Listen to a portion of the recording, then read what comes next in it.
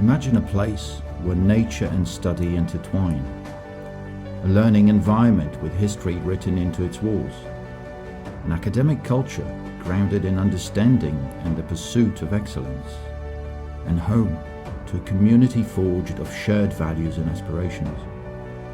Imagine a place where knowledge blossoms, tailored towards personal and professional development, nourished by the experiences and perspectives of many, and by the minds at its very heart. Imagine a wider perspective. Imagine Natolin.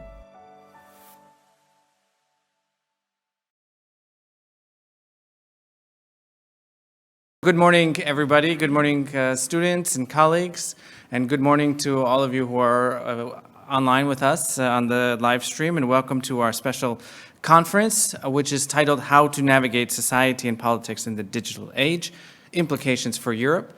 This is a conference which is co-organized by two of the Natolin nests, the Media and Disinformation Nest, as well as the Digital and Security Nest. So my name is Adam Reichert. I'm the mentor for the Media and Disinformation Nest, and thank you to Olaf Oshitza, who is also here with us, who is the mentor for the Digital and Security Nest. And of course, thank you to all of the students who are here and all of your inputs and active participation in organizing this event for us so that we could have it here today. Today's conference is looking at kind of the two main, it's combining the two nests and looking at some of the topics that actually combine both of the nests and their focuses, and it's looking at this digital sphere. So we will have a panel on disinformation, and then we will have a panel on digital sovereignty. But we will start our conference with a special keynote address. And with that, we're very lucky to have with us Jakub Kaleński, who I will introduce in a moment.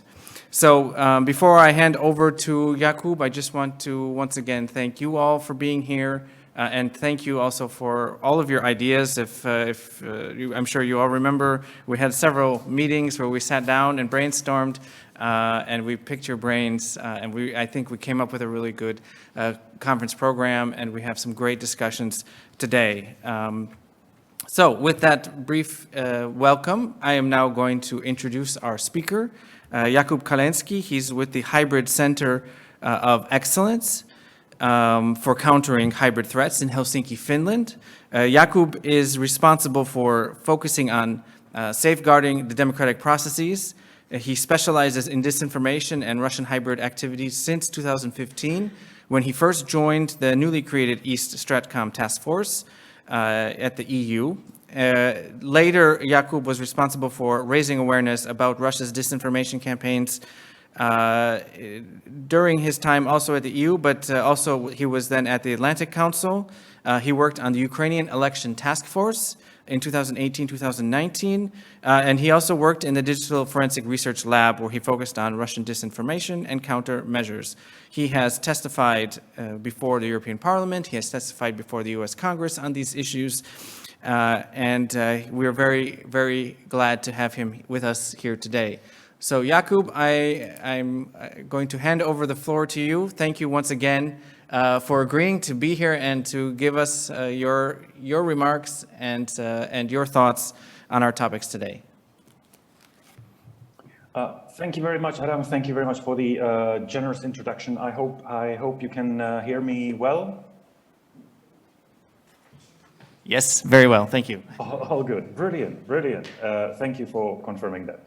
That's always useful to know that you are not speaking just into a muted device. Brilliant. Thank you very much once again for the introduction, and thank you for having me here today. It is an honor to kick off this conference with some opening remarks.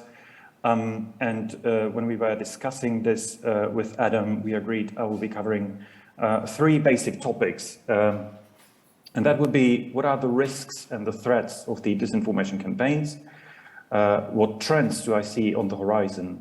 And how can we be better prepared to counter the disinformation campaigns? When I was preparing the notes, I realized that my main message will be actually very simple. The problem is still bigger than what is commonly perceived. the problem is still much bigger than the reaction from our side. We still need to significantly step up, otherwise we are going to be on the losing end of the information confrontation. That is pretty much what you will hear from me in the next 20-25 minutes. So let's start with the first topics. What are the risks and what are the threats of disinformation campaigns? And if you want to start with the most brutal ones, with the most tangible ones, disinformation costs lives.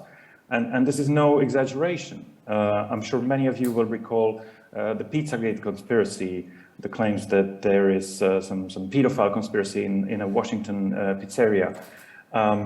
Mr. Edgar Madison Welsh drove all the way from North Carolina to Washington, D.C.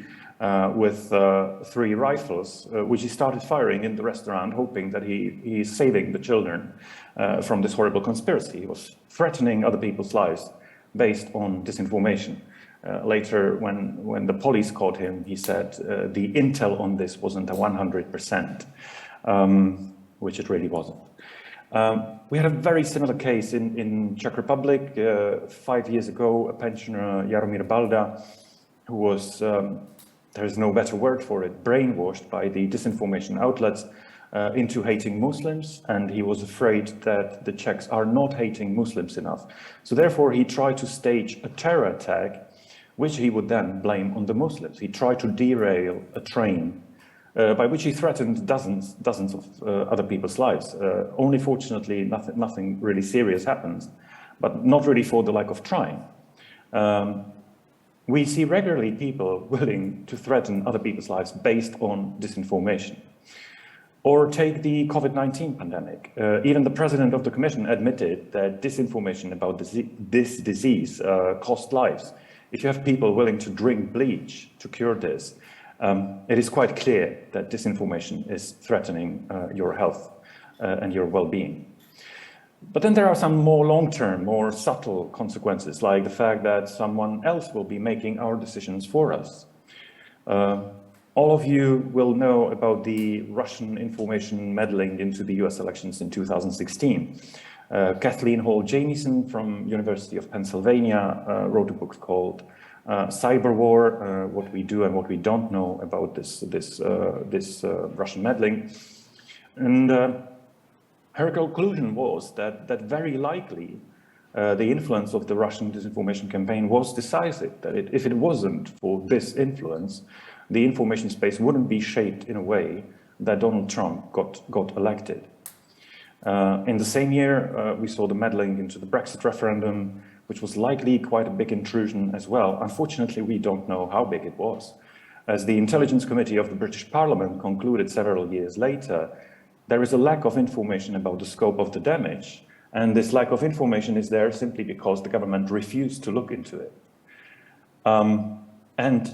If it sounds slightly absurd, let me just remind that this is actually the best we have in Europe. 24 elections and referenda have been targeted by Russian disinformation since 2014, or maybe 2013, and there is no investigation similar to the one in the United States, to the one led by Robert Mueller. So in fact, the European message is, you Russians or Chinese or any other external actors, you are free to interfere into our elections, and we are actually not going to do very much about it, not even investigate it. The election meddling or the influencing of the COVID counter-reaction, they show us an important pattern. The most dangerous disinformation campaigns are not the ones that are easiest or quickest to spot. A deep-faked video or a coordinated inauthentic effort on social media. These are just singular one-off elements of a bigger problem.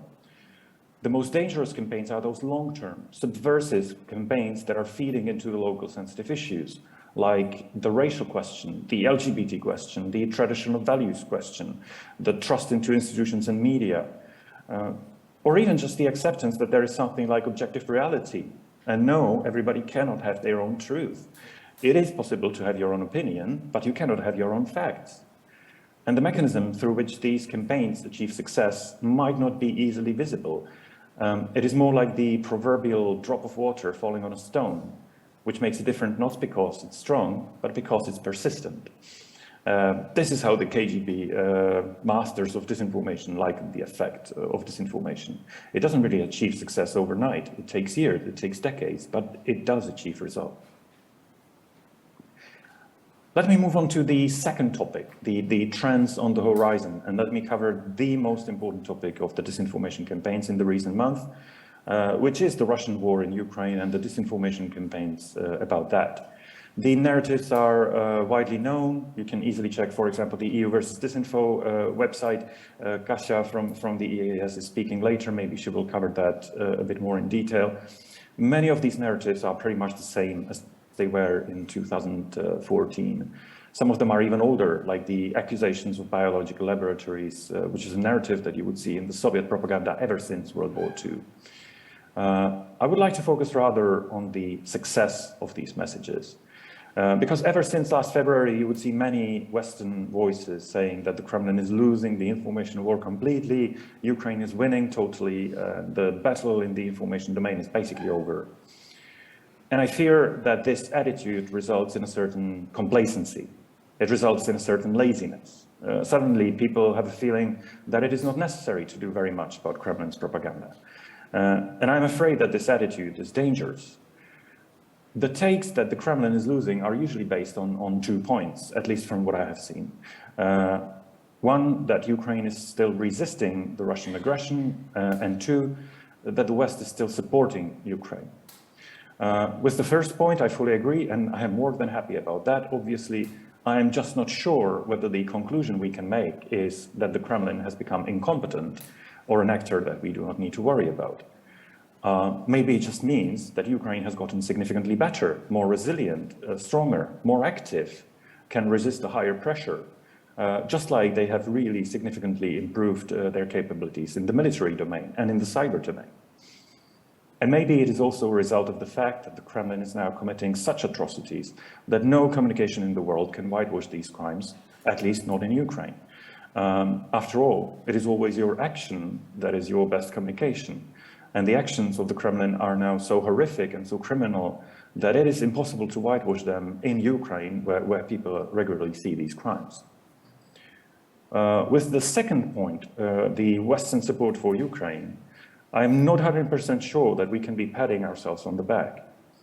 As Alina Polyakova very nicely put it in Munich at the recent security conference, we are giving Ukraine just enough to survive, but not enough to win. The Patriots, they were considered a no-go because they would be escalatory. HIMARS was considered a no-go because it would be escalatory. And I'm pretty sure that the Kremlin was very happy about such result, that we paralyzed ourselves into not helping Ukraine enough because it would be escalatory. Or take the constant nuclear threat. Whenever they would invade a country, be it 1956 Hungary, 1968 Czechoslovakia, 1979 Afghanistan, they would always threaten to use nuclear weapons, just in order to paralyze the West into inaction. The reason why they repeat it constantly is because they see it works. We saw the same pattern now after the invasion of Ukraine, and we saw many Western leaders drawing some red lines and saying, what are we not going to send to Ukraine?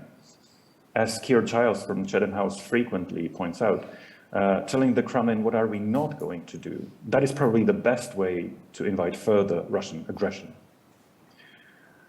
If we in the West constantly paralyze ourselves into inaction during such a time, during crimes that are unparalleled in Europe in the last several decades, can we really claim that Russia is so unsuccessful in the information domain?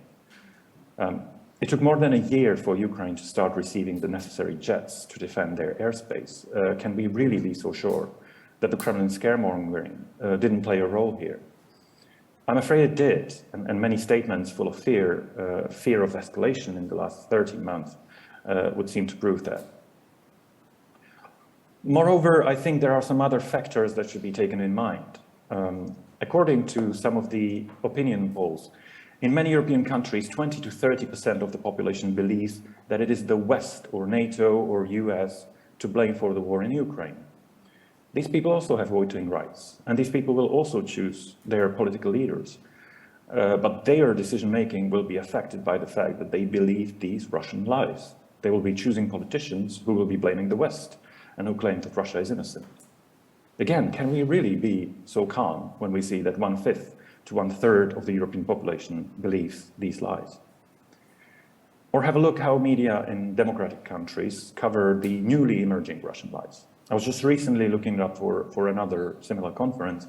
The recent speech by Putin about the West being to blame for the war, I think it was for the anniversary of the invasion.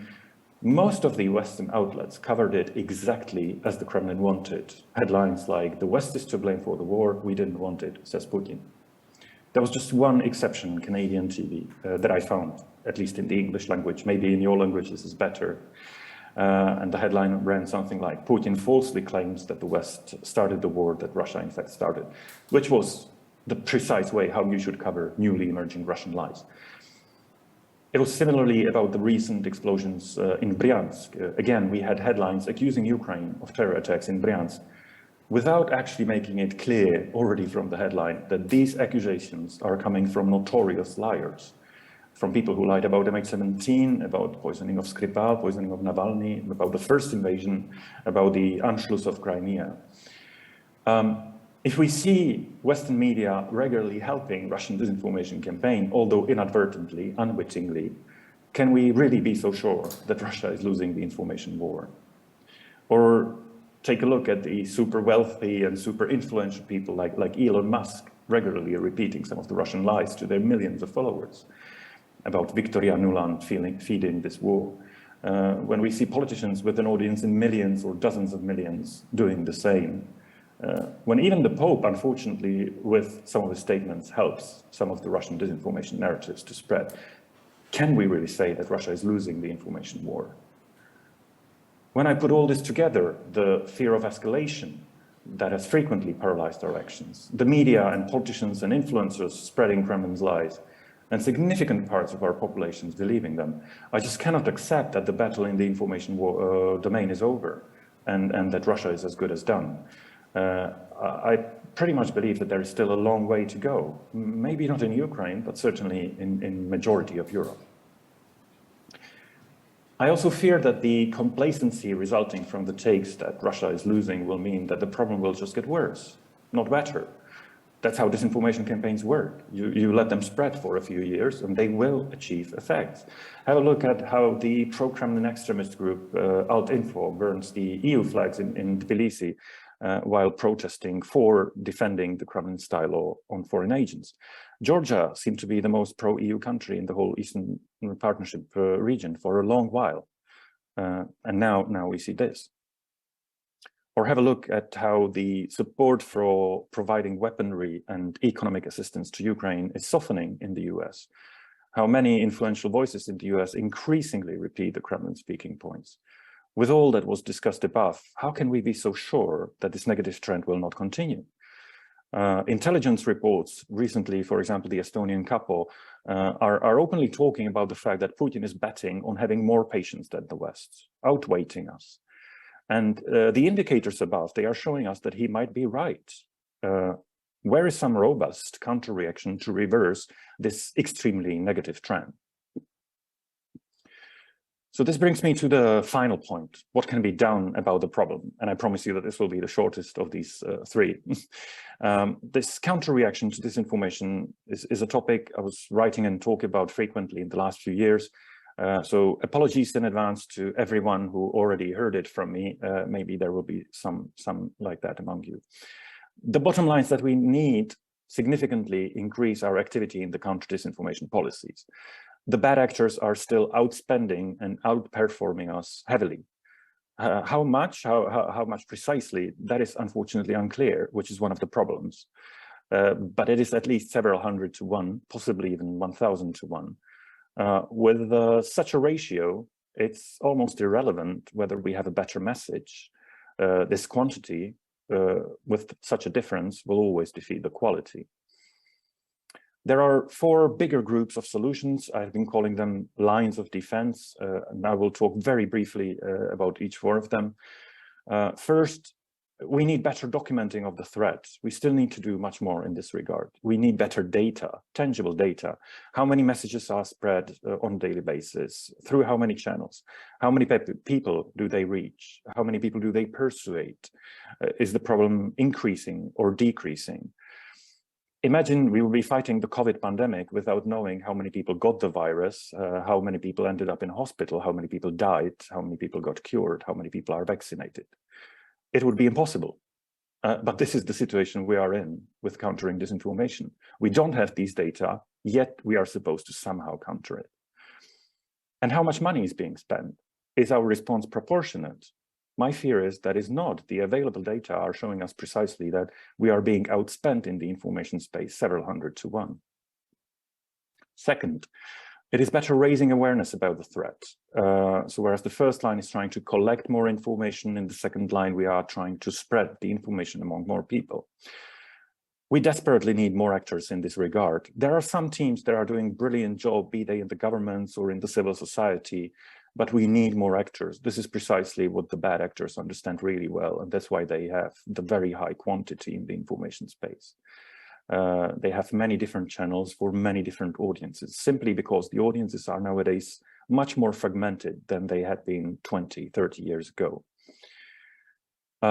Another tool that can really help you to raise awareness, humor. Humor helps when you try to raise awareness about the problem.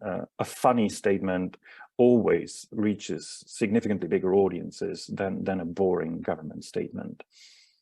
Many best practices of that are in Ukraine or in the Baltic countries. Third, it is repairing the weaknesses in the information ecosystem, be it media literacy programs, supporting the media and the civil society working on this problem, pressure on social media companies to prevent the spread of false information in that domain, but also working with the traditional media to prevent some of the mistakes described earlier when they inadvertently help Russian disinformers in spreading their message. And finally, the fourth group, limiting, punishing, deterring of the information aggressors, like naming and shaming them, labeling the disinformation sources, sanctioning them, and not just the individuals, where we significantly stepped up in the last 12 months, but also the organizations. Many of the organizations are still not sanctioned. So therefore, it is possible to see a situation when Россия сегодня is buying space in the American information space via a company called Gebi, a US company. Apparently, these deals are still not sanctioned, using already existing laws like spreading defamation, spreading libel, incitement to hatred, incitement to violence, incitement to war. You would constantly see this objections of violating the freedom of speech when you try to counter disinformation via that. I think this is like saying that we have to allow dealers of heroin to sell the drug whenever and wherever they like, because we have freedom of enterprise. We don't say that. So why would we say that with the freedom of speech? There are limitations on all freedoms for very good reasons. It is reasonable and it is in accordance with democratic principles. So that's perhaps the only good news I can end with. There is still a lot that can be done. There are many, many countermeasures with very high potential to help in this problem that are still not being used to their full potential. We can still significantly increase our activity in countering disinformation. And in fact, I think we have to as soon as possible. In case we don't, I fear that the problems will keep getting worse, not better. Thank you very much. Thank you, Jakub, very much for those points. I think it's a very good start to our conference and help us also think about these topics. And you illustrate how we have come a long way since 2013, 2014. But at the same time, there's still a lot that we need to do. And as you said in the beginning, the problem is a lot bigger than we perceive. So thank you for those remarks. We have some time for questions. So I will ask the students if there are any questions that they would like to ask of you. But maybe if you don't mind, I would like to start with the first question. And that's trying to look at this whole concept of understanding information war as such, because we use this term information war. So I wanted to ask you, and it's a bit provocative of a question, but can this information war be won? And if yes, what would a victory look like? Yeah, you would see also people who are hesitant to use this term because it sort of militarizes debate. I am not so sure I have a very strong take on this, although I do think that it is very useful to accept to accept the fact that, that at least Russians perceive it that way, and Chinese very likely too. So they surely perceive themselves as being in a war. And how does a conflict end up if you have one side saying that, yes, we are in a war, and the other side said, no, we don't want to be in a war? It's a little bit like one side is trying to play chess, whereas the other side is punching you in the face and being in a boxing match. I do think it is possible to win it. I really do think. And I think not just the measures that would help us to build up the resilience, which I think are necessary, but also just if we stopped making it so easy for the Russians to spread their lies. When you have a look at the list of the biggest advertisers on Russian state TV in 2021, among the top 15 companies, there were like 8 or 9 Western companies, Pepsi, Nestle, Oriflame, all of them sending dozens of millions of US dollars to the Russian disinformation machine. We are simply making it way too easy for the Russians to harm us. How would the victory look like? I think a very good start would be if narratives like MH17, we don't know who shot down MH17, or the West is to blame for Russian war in Ukraine, would be immediately perceived and labeled and shamed as Russian propaganda. Currently, unfortunately, you still see people who will be telling you, okay, so it's spread by a local domestic actor, be it an American or a European. So it's a domestic problem. No, it's just spreading Russian propaganda. This message wouldn't be in the information space if it wasn't for the pro-Kremlin disinformation campaign. So these are, in my opinions, victories, the small tactical battle victories for the Russian disinformation campaign. So if we eliminate these, if we reach a situation when such incidents are perceived at least as wrong, I think that would be the first victory. And then we can talk about some other steps in the future. But I think this should be the first step. Thanks. Do we have questions from the audience? Yes, and please use the microphone.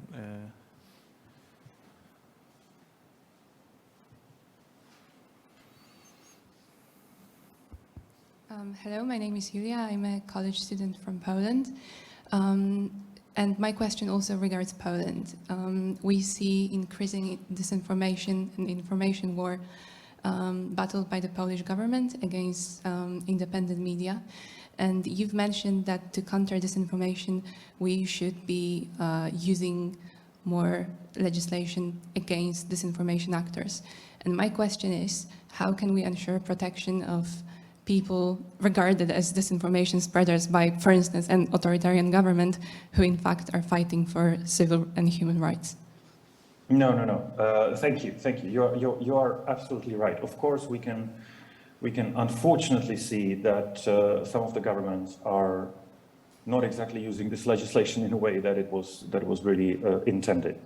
I can't go into much detail of the Polish situation. You obviously know it much better than I do. But I still do believe that the fact that some bad actors are using a tool for bad purposes doesn't really mean that the tool per se would be wrong. You know, you can use a knife to cure someone, like as a scalpel, and you can use a knife to kill someone, but it doesn't inherently make the knife itself bad or wrong. It's the person using it that is making bad or wrong choices. I do think that in countries where the government is not exactly helping the problem, but is rather worsening the problem, I think in these countries it really has to be the civil society and the media that step in. And obviously it is not in the competence of the civil society to be using these laws. So there, in these countries, in these societies, I presume you have to at least temporarily resign on this tool. Unfortunately, you can't be using it. However, I do think that in democratic countries where the system of checks and balances works, where the government is checked by the opposition and by the media and by the independent judiciary, I think it's a perfect, sensible choice to be using these laws. Does that answer your question? Thank you. Yes. Other questions, comments for our speaker? Yes, please.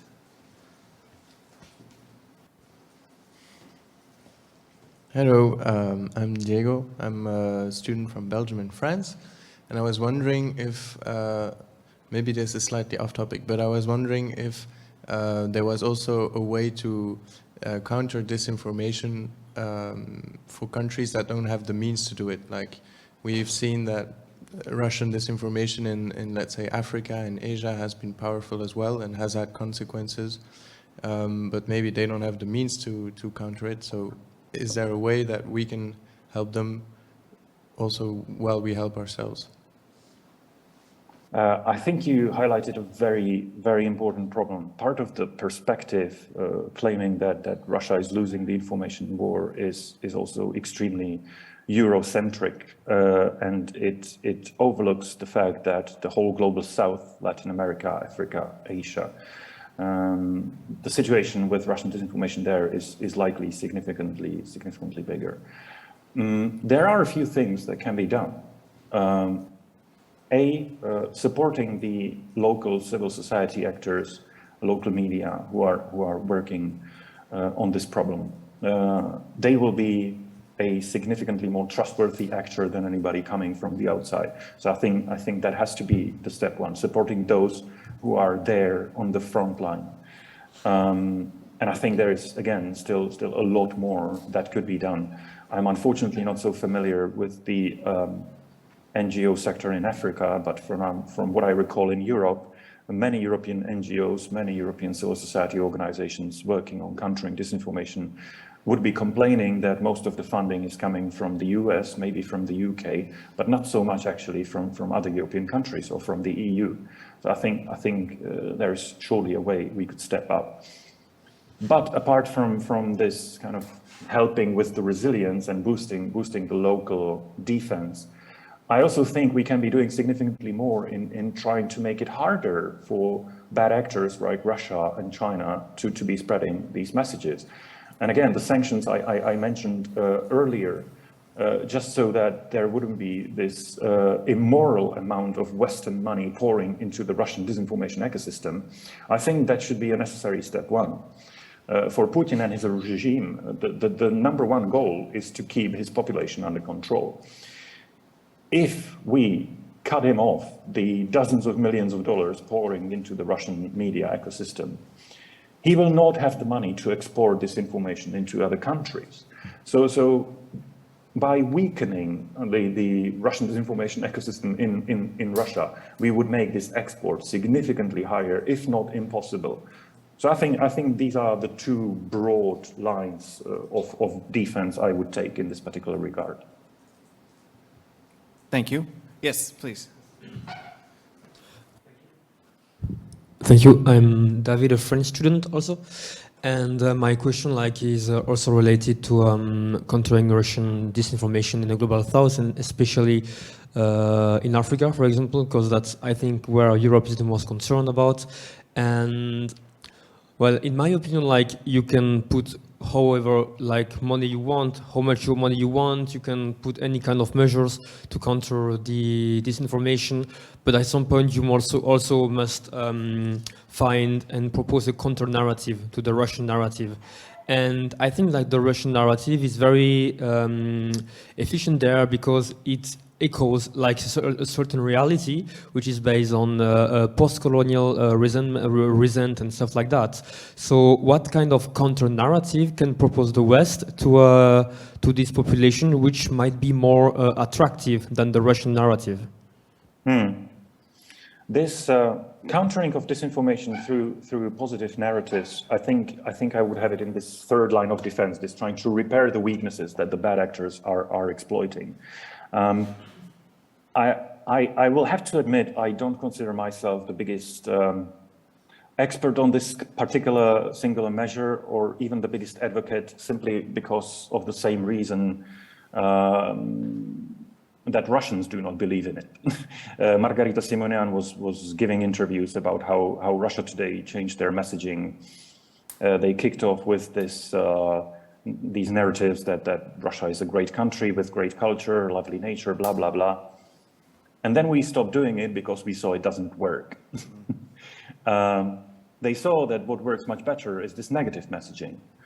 And this is a mechanism I also know from the media. I used to be a journalist myself. The story that a law was being passed into a bill, that will not really get you such readership as a story that a minister stole 100,000 euros and ran away with his secretary. There is even an evolution mechanism explaining why negative messages are evaluated as more important than positive messages. When everything is positive around you, nothing is threatening you, you do not need to be alerted. However, the negative messages should trigger your defensive mechanisms because that might threaten you. So I'm not 100% sure whether we can beat the avalanche of negative disinformation stories just with positive messaging.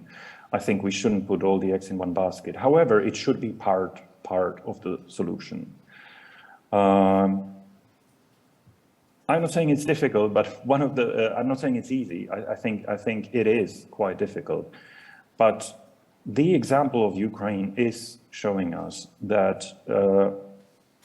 the narrative of freedom, rule of law, human rights can be incredibly strong and can help you resist even the worst aggression in decades we have seen in Europe.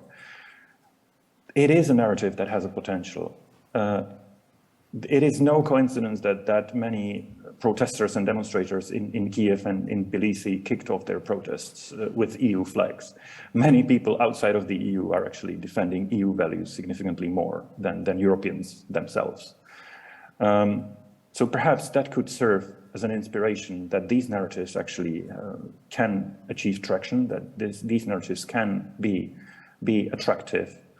And I have a very naive hope, but I do hope that people do want to be free. So I think it is possible to explain that the world, as represented by the European values of democracy, freedom, and human rights, is a better word than the one represented by Russia and China of autocracy and unfreedom and no rights at all apart from the ruling elite. Let me stop here. Thank you. Any last questions for our speaker?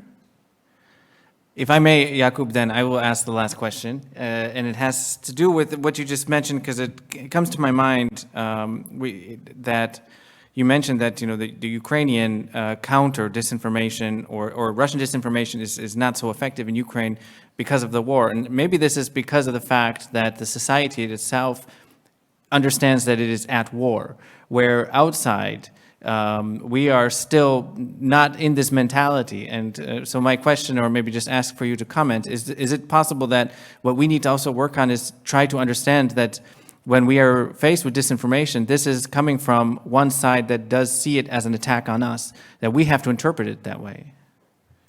I think that's absolutely precise.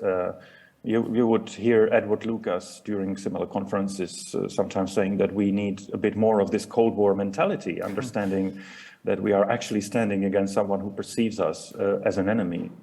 I think it really helps that projects like the already mentioned EU versus Disinfo or Julia Davis on her Twitter regularly highlight the aggressiveness of Russian rhetoric, where it's quite clearly visible that they do see us as enemies, and where they regularly talk about, when we're done with Ukraine, it will be Baltic states and it will be Poland. I think it's no coincidence that in the Baltic region or in Poland, people understand this conflict significantly better than, when you go more west or more south in Europe. So in my opinion, I think it would be extremely useful because, yes, we see that the determination to resist this information aggression is higher in the countries where they understand that they are in this conflict, that they are in this confrontation. It's sometimes among the Russian propagandists, already back in the KGB years, you would see a lot of this inspiration by Sun Tzu, the Chinese military thinker. And one of the advice he is giving to the reader is that persuading the enemy that he doesn't have to fight, that he's not actually in a war, is probably the best way how to win your war. Yeah. So countering this problem would be definitely a way to go. I fully agree with you. Well, thank you very much, Jakub, for your remarks and for setting up the context for the rest of our conference today. We really appreciate for you taking your time to be here with us today. Thank you very much for having me, and have a successful day. Good luck with it. Thank you. Have a nice day. Thanks. Okay, so we have a short break now, and we will be back here at 11:15 for the next panel, which is looking at methods of disinformation and understanding how it works with our excellent speakers. So.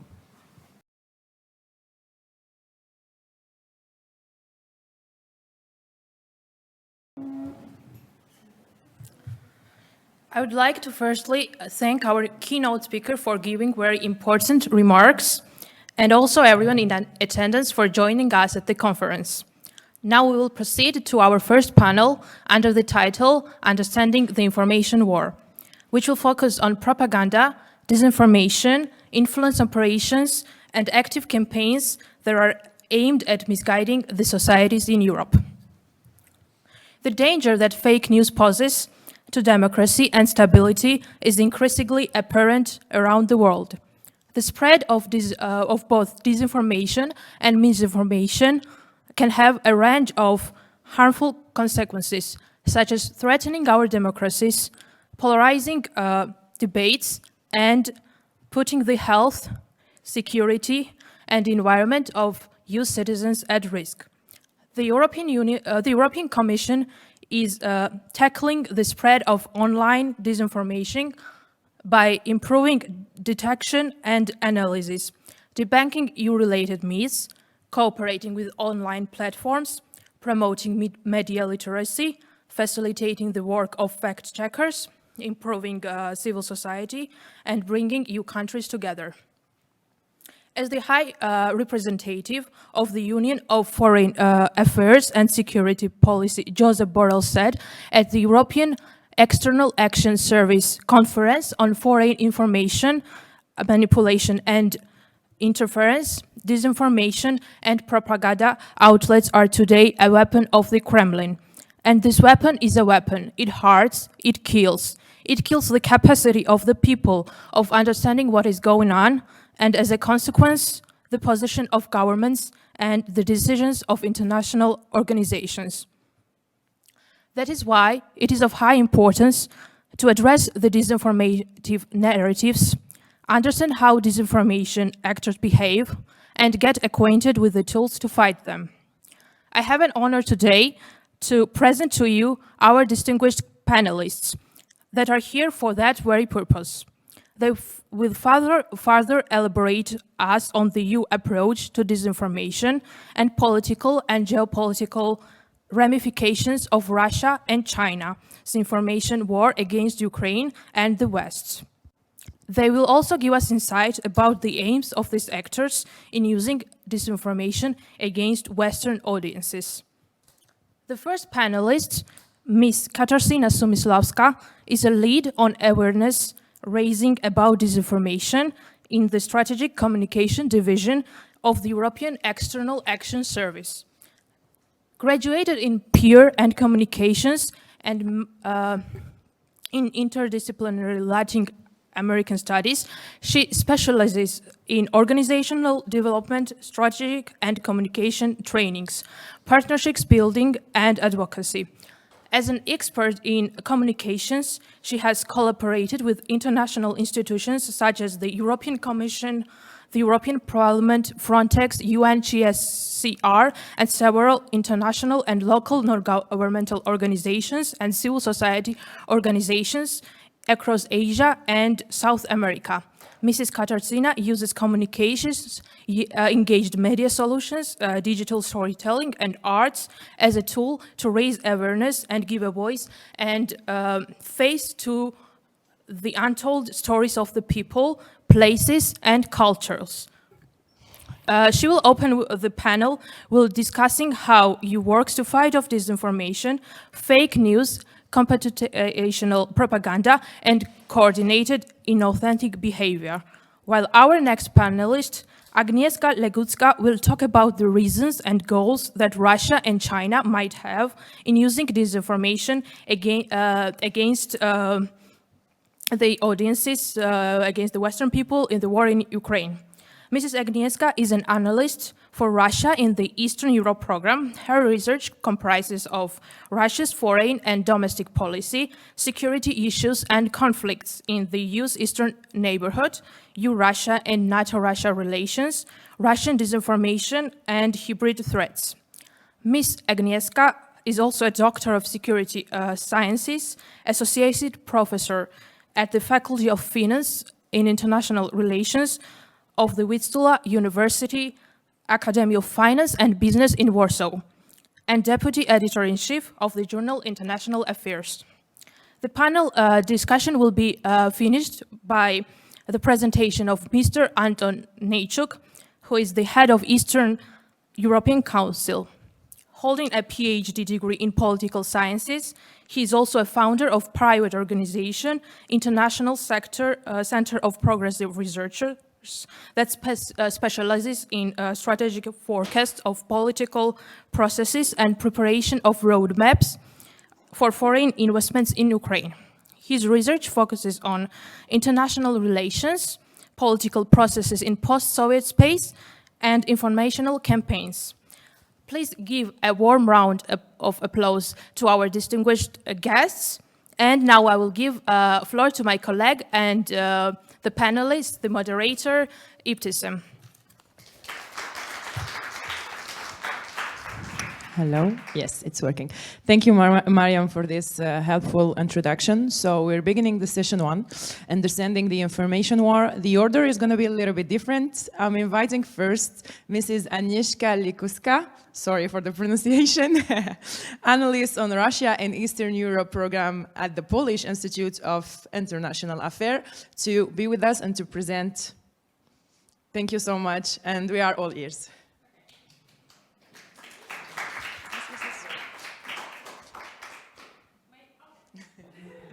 We are inviting also Mrs. Katarzyna Samyslawska, lead on awareness rising about disinformation, to come with us.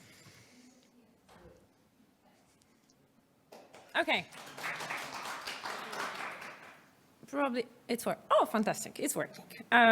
Okay, I will take only 15 minutes just to briefly say a few words, some points about our strategic file that we prepared with my colleagues, Justyna Szczudlik, who is expert on China. We, a few months ago, we started to discuss with her how to compare what China and Russia are doing exactly in propaganda and disinformation sphere, how they cooperate with each other, exactly in the context of war in Ukraine. I'm an expert on Russia, but I will try to share with you those conclusions, how China is also cooperating, but please be aware that I'm not an expert on China, but prefer, I'm working on Russia propaganda for some time already.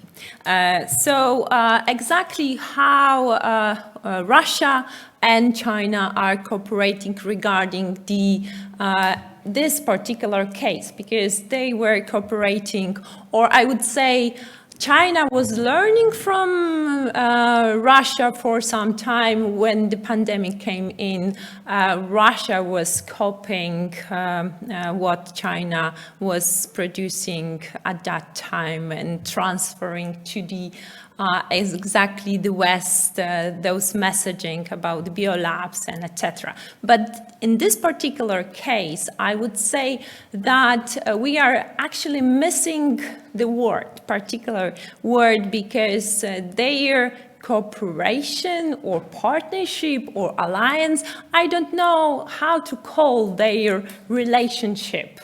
We are missing this word, and words are very important to describe the world that we are living, because we know, and we, with my colleague, we were trying to show this strategic something between China and Russia when it comes to propaganda, when it comes to international relationship between them. It is definitely a strategic one cooperation. Because Russia is describing it as a partnership, China is describing it as a cooperation, which is quite interesting.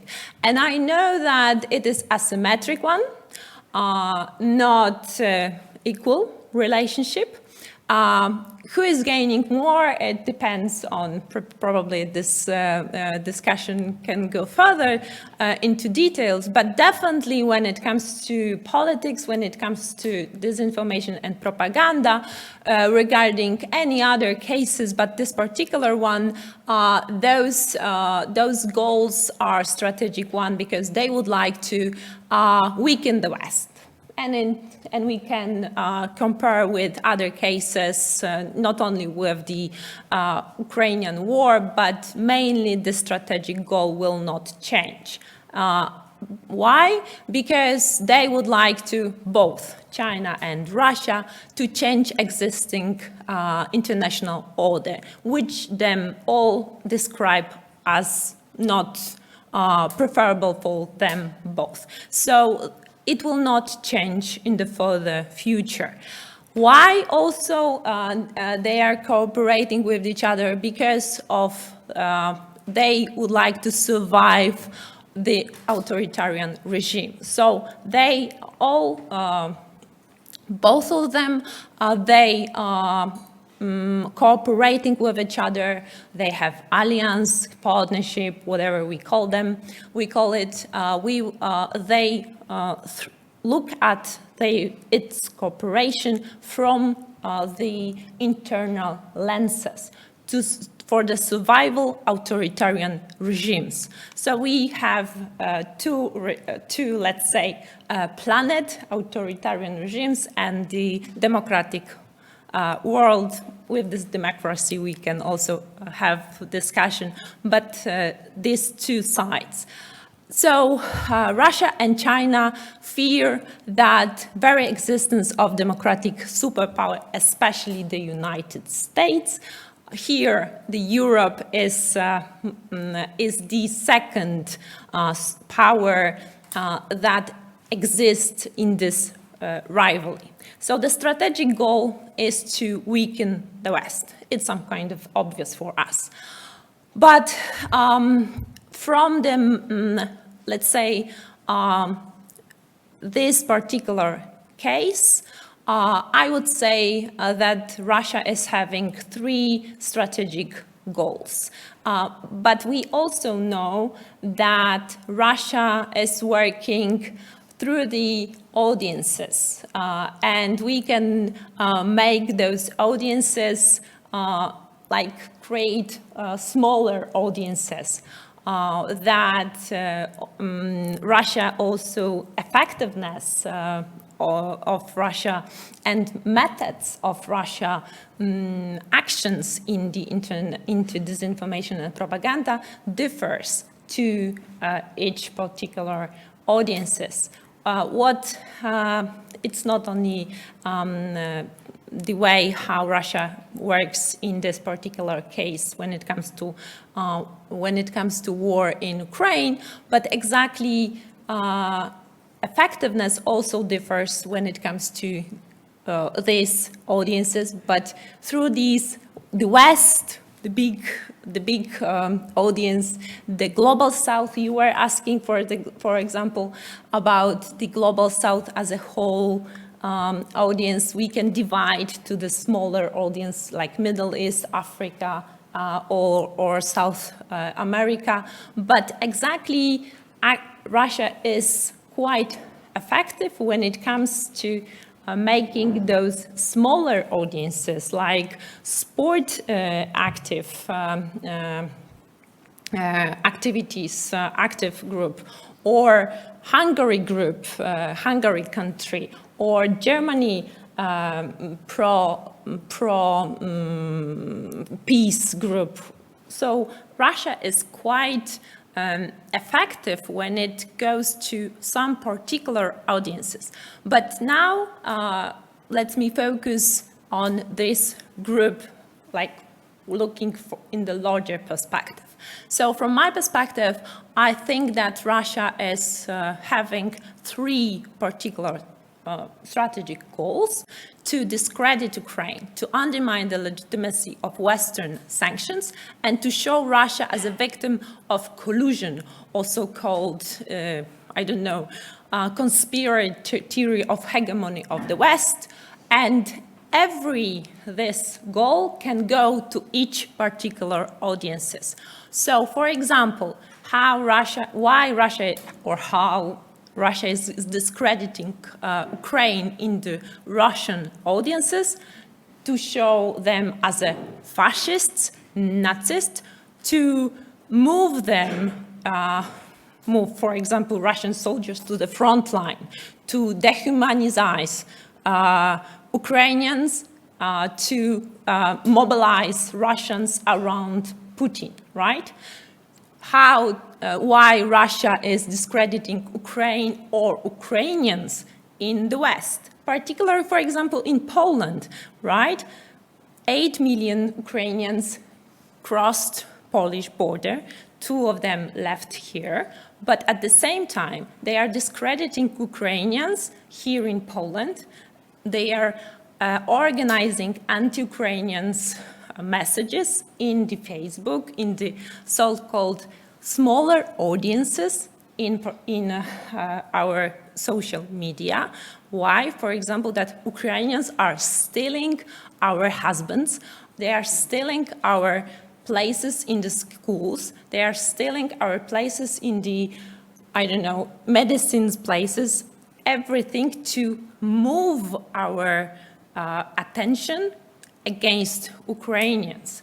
So, and they are also trying to discredit Ukraine as a state, that it's not existing, it's fragile state, that it's not supposed to exist. To undermine legitimacy of the Western sanctions, and to the global South, I did not mention, but I will compare to the undermine the legitimacy of sanctions.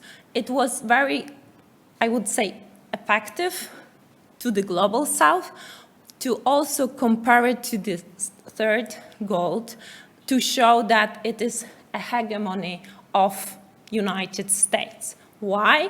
Because exactly what you pointed, that it's anti-colonial messages, even America or European interventionism, I'm sorry for pronunciation, but they were showing a hypocrisy of the West, right? That it's a wide war. So they were putting in the wrong way this war, that it's not the good war for the whole world, in the sense that why we should care about this war, it's the European war, right? So in the global South and in Africa, some messages were very good, unfortunately, approved by those people, especially in the social media. At the end of my presentation, I will show you a very, very good report of my colleague in the PISM, Jędrzej Dżerew and Sara Nowacka, who made a research about social media in the Middle East and in Africa, when actually they proved that Russia disinformation is not very effective, maybe I would put it in the different way. It's not so effective, but is getting effective because of bottom-up approach, in the sense that because of history of Soviet Union, quite well good history, unfortunately, due to Soviet time, quite well history of let's say, better than America and some European countries, and also quite opposing opposition to France, to Macron, to America lenses. And those narratives about Ukraine are just coming or dropping to the quite good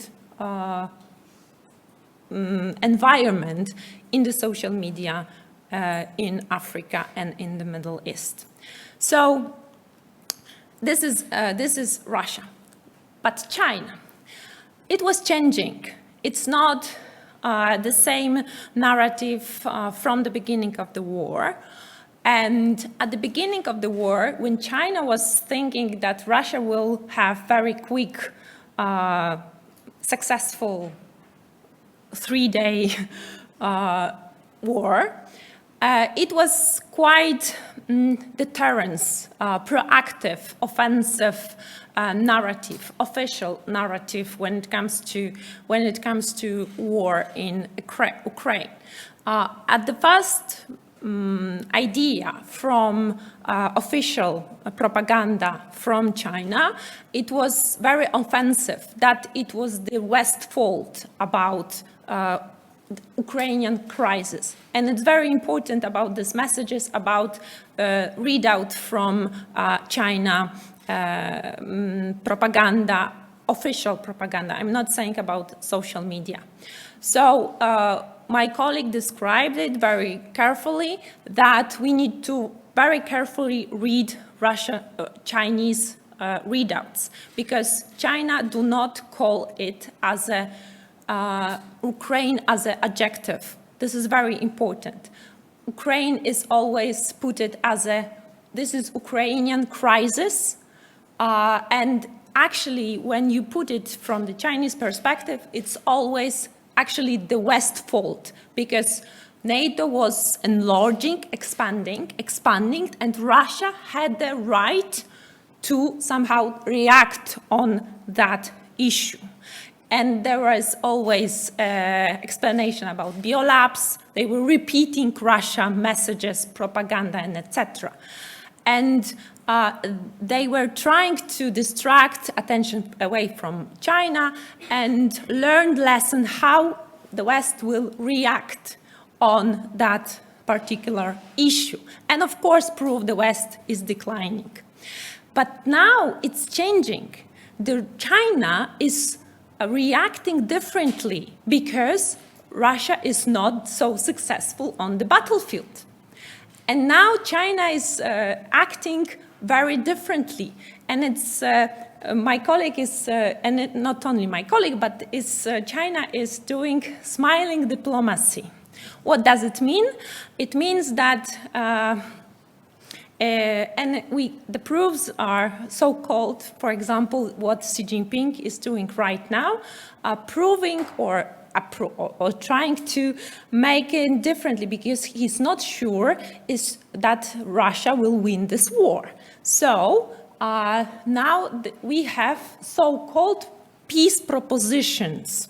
I'm underlining this, so-called peace proposition. And again, we do not hear or read from this peace proposition that Russia is aggressor, that Russia should withdraw its military forces from Ukraine. And again, hear from this, it's how many points? It's 12 points. That is a Ukrainian crisis. There is also some kind of, and everyone is going to this China trap, that there is a sentence about territorial integrity, and this is the Chinese trap. There is never that is territorial integrity of Ukraine. They are always saying that they're supposed to somehow protect territorial integrity of what? And if you now read a statement of Chinese that Kuleba was talking with the Minister of Foreign Affairs of China and they were talking about, you can read from the readout, Chinese readout, that Kuleba said or underlined territorial integrity of what? Of China, not Ukraine.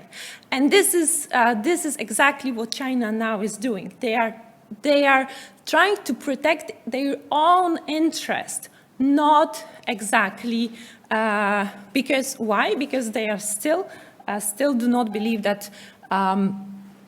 Sorry, I think I said that I should be 15 minutes, but I'm still prolonging. Okay, so just summarizing. Effectiveness and recommendation. Russia and China are winning the internal audiences. It is very difficult for us as West to go inside this bubble of internal audiences. We can discuss it further, but it is very difficult to cross this line of Russian audiences and Chinese. Very difficult. But our research and many other research, and we can also show some opinion polls, that we were quite effective in the West audiences here, especially Russia, when it comes to Russia. Not many of us in the majority do not anymore believe in Russia propaganda. It has changed. We are still on the battlefield, at war, if we're going to be precise, at informational warfare with Russia, because still Kremlin believes that the weakest point of the Ukrainian war is our fear of Russian nuclear threat and other, especially nuclear threat, but also collapse of and dissolution of Russian Federation. But still, we were very effective. And my biggest recommendation is to not going to the Chinese trap. Because when our big audience and this balloon of the West, when Russia is not very effective, Chinese are coming in, and they are very helpful here. So this so-called peace proposition are very helpful for Russia. And in other cases, when and I can, in the further, for example, in the further discussion, I think I can explain it in the details why China trap can be for us dangerous in the West. Global South, for me, from my perspective, we need to improve better communication with the Global South. It is very difficult to do that. I can further elaborate it, but from my perspective, our bubble this is the key point. Here, our resistance, our being together with the United States and Europe, because here will be the biggest problem when it comes to the elections in US, Republicans and Democrats and etc. But still, I think there is some hope when it comes to fighting with these authoritarian two regimes. Thank you.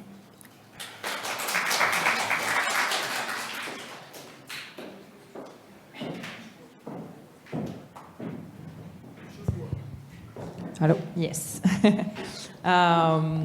Thank you, Ms. Liguska. We're going now to our second panelist. Unfortunately, he couldn't be present with us, but he's present on Zoom. Mrs. Anton Naishuk, he's head of the East European Council. Mr. Naishuk, are you listening to us? I really appreciate invitation to take part in such a great event, and it's a great pity for me that I'm not personally present in those events because I have some technical problems with crossing the border. I will be glad to visit your university to get in touch with all the speakers, because I'm sure that there are a lot of interesting projects that can be developed in future. So it's a great pleasure for me even to take part distantly in such event. I heard the previous speaker, and I agree with those things that were discussed. And from my side, I want to add that from Ukrainian point of view, informational war is also a very important thing, and this war we can win not only on the battlefield, but it's very important to provide a very good long informational strategy on more than 2 or 3 years. And in my opinion, we can distinguish 3 dimensions of this war, informational war. The first is the war for the opinion of Ukrainian civil society. The second is the war for the opinion of global society, when we are talking about the United States of America, the European Union and European countries. When we are talking about global South, it's also very important. And the third dimension of the war that is that can be discussed, that it's maybe the most problematic, is the war for the opinion of Russian society, who can be opposed to this war. And I want to pay attention to all of these 3 fields more appropriately. When we're talking about the war for Ukrainian society, we can say with 100% that Ukraine has won this informational war, because we see that our people are consolidated around the necessity to fight, to struggle for our independence. And the level of support of our political establishment, of the president, of cabinet of ministers, is the highest level, because we understand that the only way, the only scenarios that can make independence of our country is a victory in this war. That everybody are united around this idea. And when we're talking about those measures that were realized in frames of counteract to propaganda, to Russian propaganda, we can say that Ukrainian practice has reached a very good result, because we have 2 organizations, 2 official organizations on the state level that are struggling against Russian propaganda, the special centers for fighting with disinformation. That one of them is closely connected with Security Council of Ukraine. The second is closely connected with the Ministry of Culture, and their work is directed towards revealing all the fakes and towards stopping of all attempts of Russian side to meddle in Ukrainian informational space. Except those 2 state authorities, we also have civil activists, civil projects such like stop fakes, watch checks, and so on and so forth.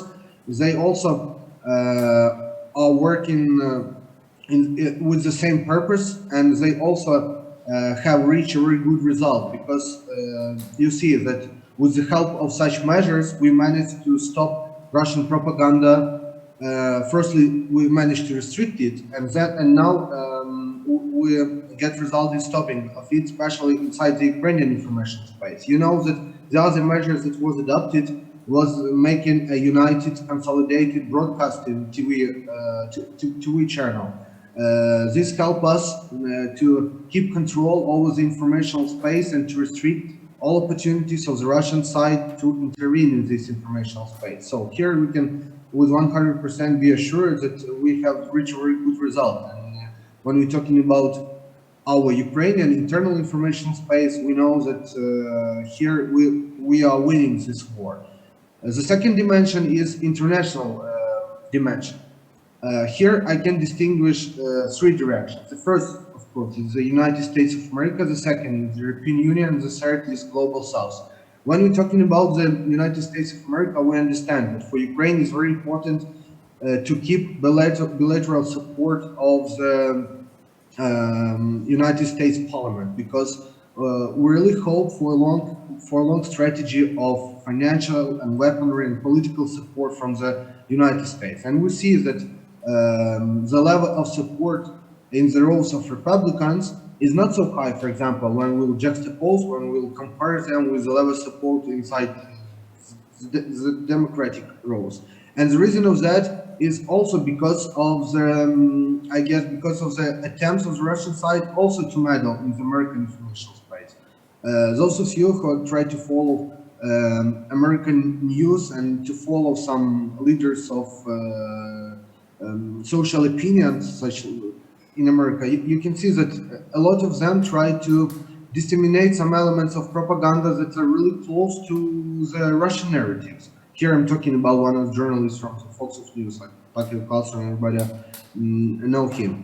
And I do not accuse him like agent of influence or something like that. But I think that sometimes his narratives are really correspond to the Russian narratives because of the attempts of some of Republicans to attack Biden's administration. They are looking for those cases that they can use to criticize Biden administration, and one of that case is the support of Ukraine. And they try to develop that case in the frames of accusing Biden of such as corruption, something like that. When everybody knows that such cases are not exist, but they try to use it in informational space, and in such way they have an influence upon the opinion of the Republicans, of those people who are usually voting for Republicans.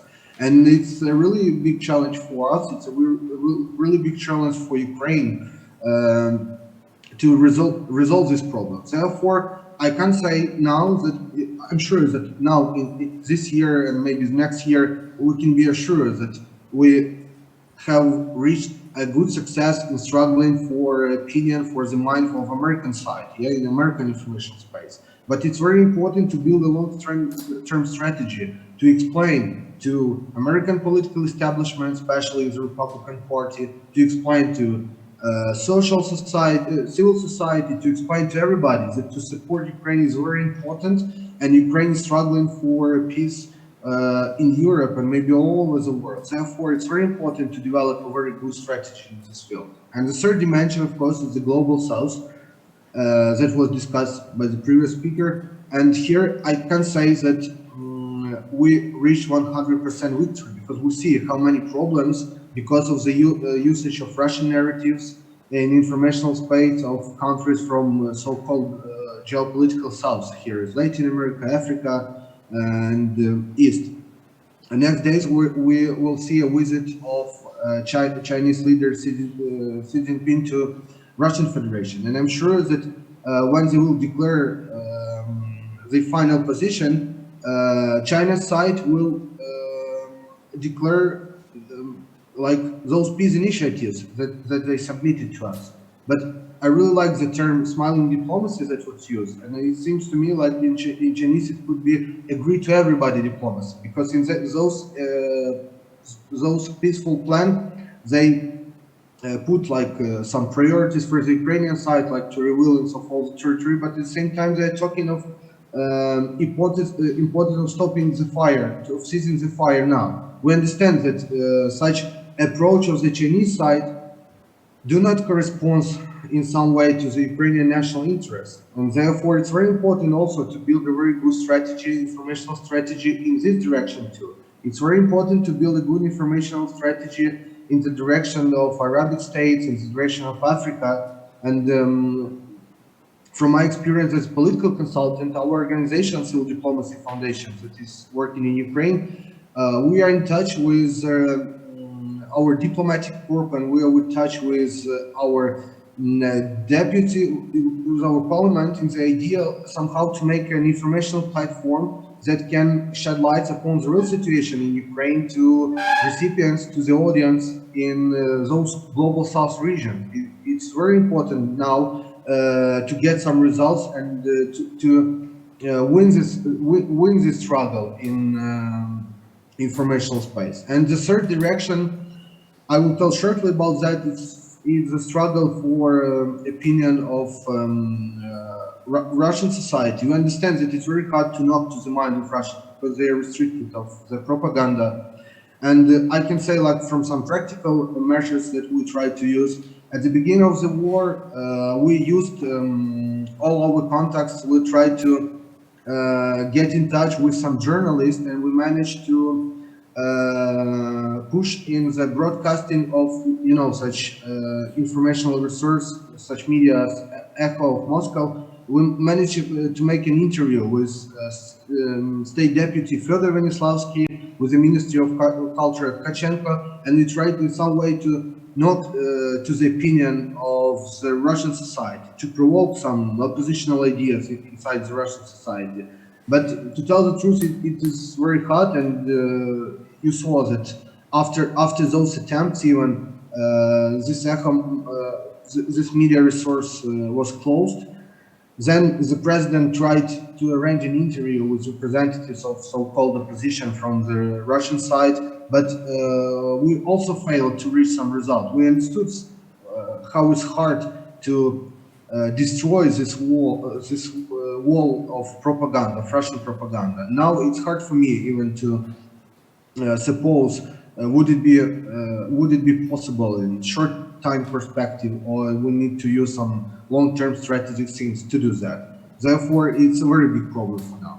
The second point of my presentation, I would like to tell that Russian side continue to use all previous technologies in their propaganda, but it's very dangerous if they try to adapt it to contemporary media instrument, because everybody understands that usually they use TV channels, TV broadcasting like a main instrument. But we see that they managed to reach some results in social network, because you know that in Ukraine is very popular such social network as Telegram, and Russian side try to make a real net of those telegrams where they can articulate the information that is appropriate to their narratives. And with the help of such social networks, they try to manipulate with our opinion.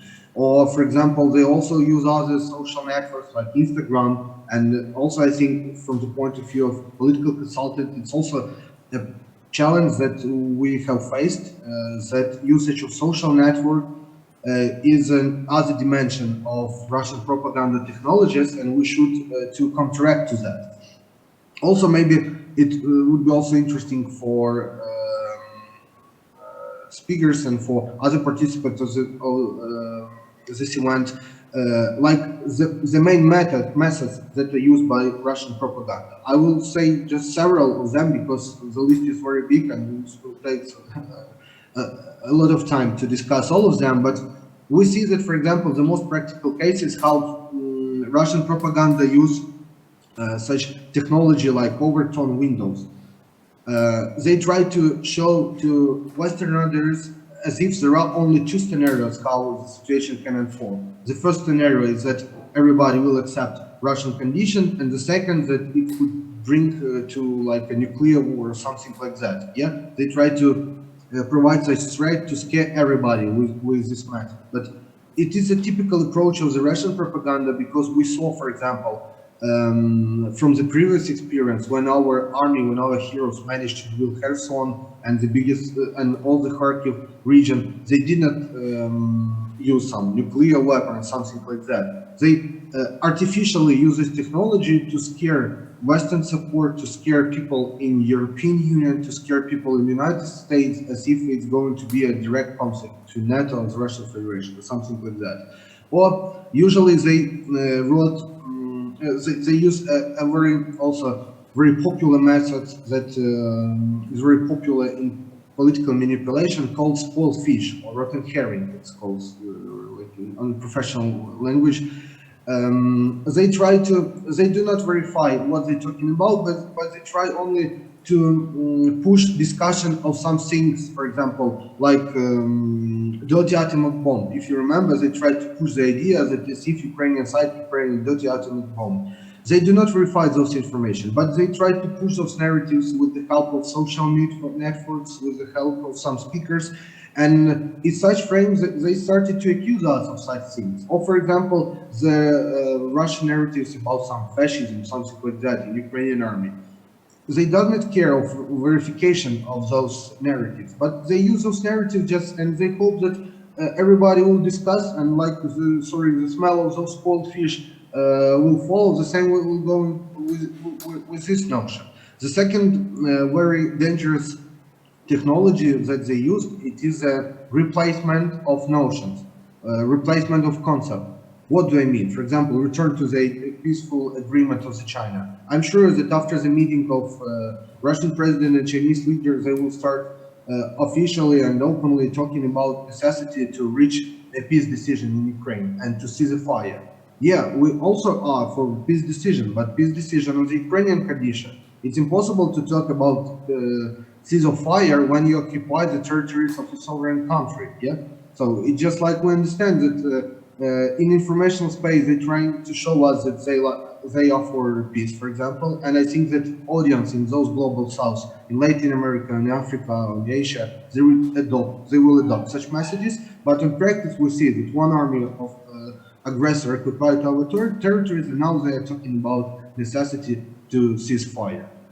So I managed to tell some details only about several technologies that are used by Russian propaganda and main direction of these technologies, because this topic is very complex and there are a lot of things to discuss. But I do not want to take all the time to discuss all those things. But to sum it up and to finalize, I can say that it's very important to build a long-term strategy, informational strategy, because the main danger is possible lowering of the level of support of Ukraine in European countries or in the United States of America.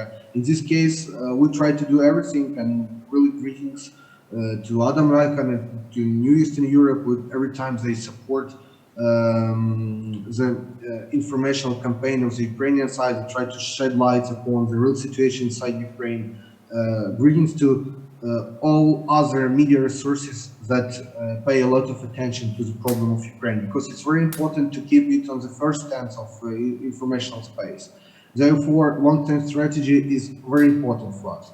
The second very important case, and here I agree with previous speakers, that it's very important to build a good strategy upon those so-called global souths, because we understand that without shedding lights upon the real situation and showing to them who is the real aggressor, it will be very hard to persuade them. For example, to persuade them to join some measures that have accepted in some geopolitical frames. When we're talking even about sanctions, we see how India and China continue to get oil and oil products from the Russian side, and they do not want to join, to those economic pressures that try to provide upon the aggressor. Therefore, informational frame is also very important in this case.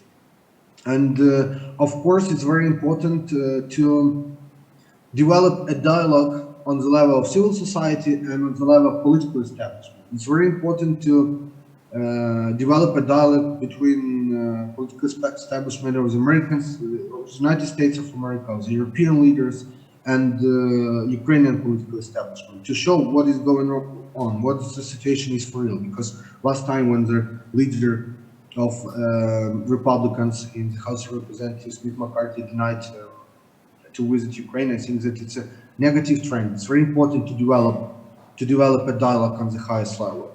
And I think that if we will reach result in all of these three directions, our victory, not only on the battlefield, but in informational war, will be for sure, for 100%. Thank you, dear colleagues.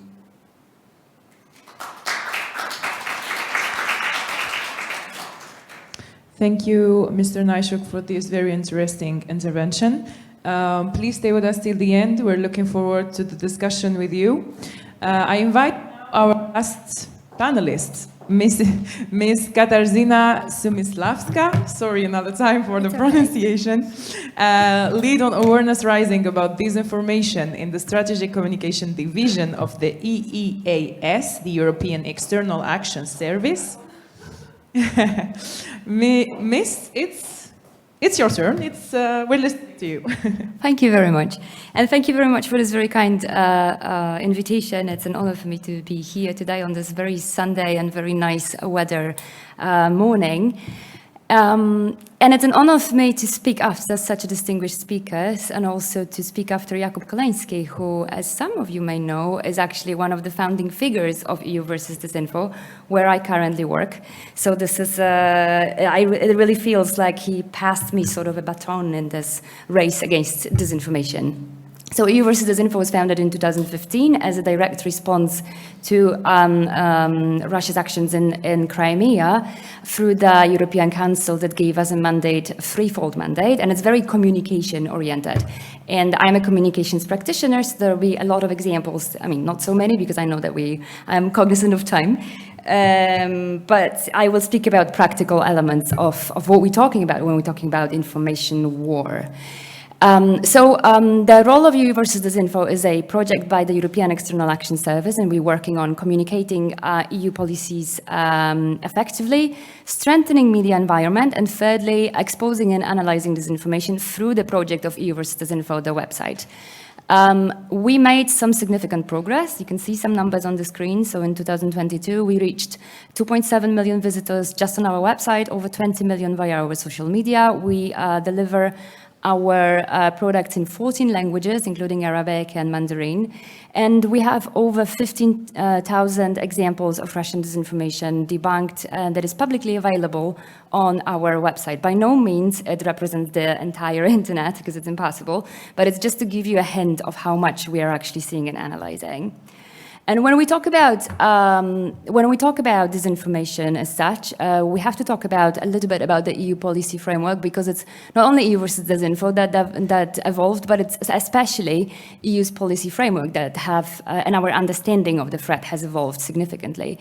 So I mentioned already 2015 conclusions, but some of you may know that we not only work on Eastern Partnership, but we also have task forces that deal with the disinformation in Western Balkans or in the South, that is in the MENA region.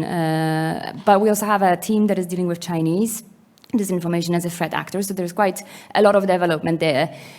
Important definition in all of that, important element in all that policy framework is obviously the action plan against disinformation from 2018 that really laid ground for our understanding of disinformation and our current work, for example, for the strategic compass in 2022. So in 2018, the European Union has worked on the definition and defining the issue of disinformation. And this, it isn't understood as a content that is verifiably false, and it's very important, to intentionally deceive the public. So this verification element is important, and also the intention to deceive. Verification and false. And based on this, we've been analyzing the narratives, and so this is very content-related and text-related analysis that we've been doing. And what you see on the screen is a short GIF as a summary of the main trends that we see, text-based trends, both in terms of topics that Russian propagandists are using, but also in terms of like these rhetorical techniques that they've been using. So usually it starts with, it never really happened. Like we've never really attacked the MH17. We never poisoned anybody. We've never attacked Ukraine because it's a special military operations, and we've been provoked. We had all right to do it because we were like protecting our citizens in the east of Ukraine. So it was a provocation. And by the way, they were all Nazis anyway. Nazis face us, it doesn't really matter who they are, but they are bad people. And we need to, as Russia, defend the world. And we are the ones who are really actively fighting for the peace in the world. First, I think the previous speaker also mentioned some rhetorical tactics that Russia is using. One of them is building the so-called strawman. So you will see the pointing fingers and blaming somebody else. It's not really Russia, it's NATO, it's the West, the collective West, as we call it. But it's also the bad LGBTIQ people who are coming and, threatening, and they're going to take your children. All the stuff that you see, it's exactly that. It's pointing fingers at someone else. And the tactic of whataboutism. So what about energy? And what about, what about food crisis? It's anything but the actual thing that is happening. Please talk about something else. Do not talk about Ukraine, kind of thing. And then you press repeat, and it's over and over the same music to our ears, as we call it. But I think at this stage, we really need to face the reality that it's not always something that is verifiably false, and it's not always about lies. because disinformation is about lying, but it's about creative lying. And I want to give you an example of this. So this is a post on Twitter, and some of you in the back maybe not see what it says, so I'm going to read it. The war fatigue in Europe illustrated by this clip from European Social Survey. And I'm just going to play it, and let's talk later. What is more important for you? Helping Ukraine, or buying Christmas gifts for orphans? Paying for weapons and ammunition, or donating money to a dog shelter? Making Ukrainian politicians richer, or curing sick children? Restoring Ukraine's military infrastructure, or buying medicine for the elderly? Sponsoring war crimes, or warmth in the home? Having problems with refugees, or raising the standard of living? Paying high taxes, or low food prices? Living in poverty, or enjoying affordable healthcare? Which one would you pick? Make the right choice.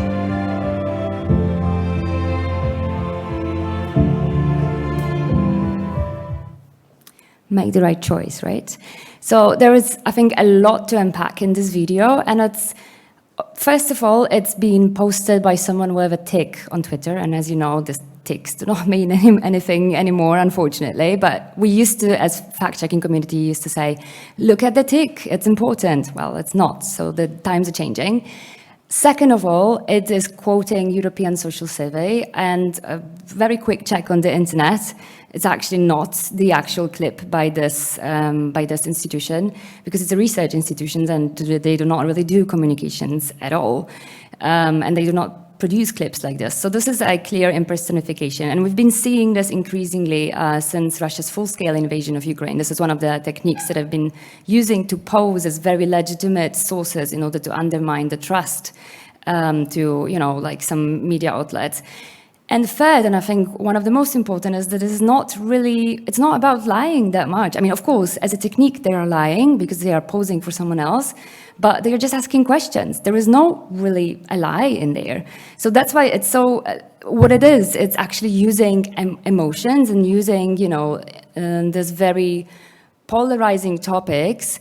And it's not only about rubbing salt in the wound, but I would even say putting a finger inside of the wound and really turning it a couple of times so it's really bleeding and it's really, really difficult to heal. So this is exactly the things that we are looking at. So it's not that much about verifiably false information, but it's more about information manipulation. And that's why we, at the European External Action Service, are thinking of a broader concept than disinformation. We want to go beyond disinformation and not only look at the bullet itself, but actually look at the gun, because there are different ways of, and there are different weapons that they are being used, and they are very, very broad, and it's very important for us to actually understand what types of guns are we seeing, because as I showed you before, the narratives and the content itself is very repetitive. It's always the same and more of the same. But behavior is changing, and different techniques of reaching the audiences is changing. In the previous clip, I did not mention it, but the voice is AI generated, right? So we will also see the increase of AI in producing these very, very cheap clips. The footage is mostly stock footage. It's very easy to buy it. It's not very expensive. So, you know, there are a lot of these things that are happening, and we need to be aware of them when we talk about information warfare, if you will. That's why European External Action Service is proposing a definition of foreign because we are external, so we're focusing on foreign, information manipulation and interference, that is harmful. So this is what we have in common with the definition of disinformation, because it's harmful to our societies, to our democracies, to our security even. But it's mostly non-illegal. I mean, it's not really illegal to produce a clip like this. Obviously, it's not nice, but it's not really illegal. And it's definitely manipulative. It's intentional. So somebody actually had an intention to create it and post it online.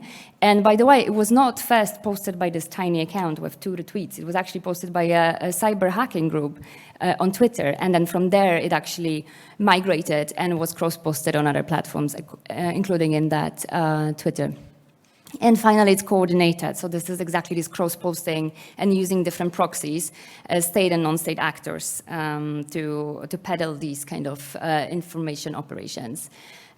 We have analyzed this extensively, so different techniques of actors such as Russia and China.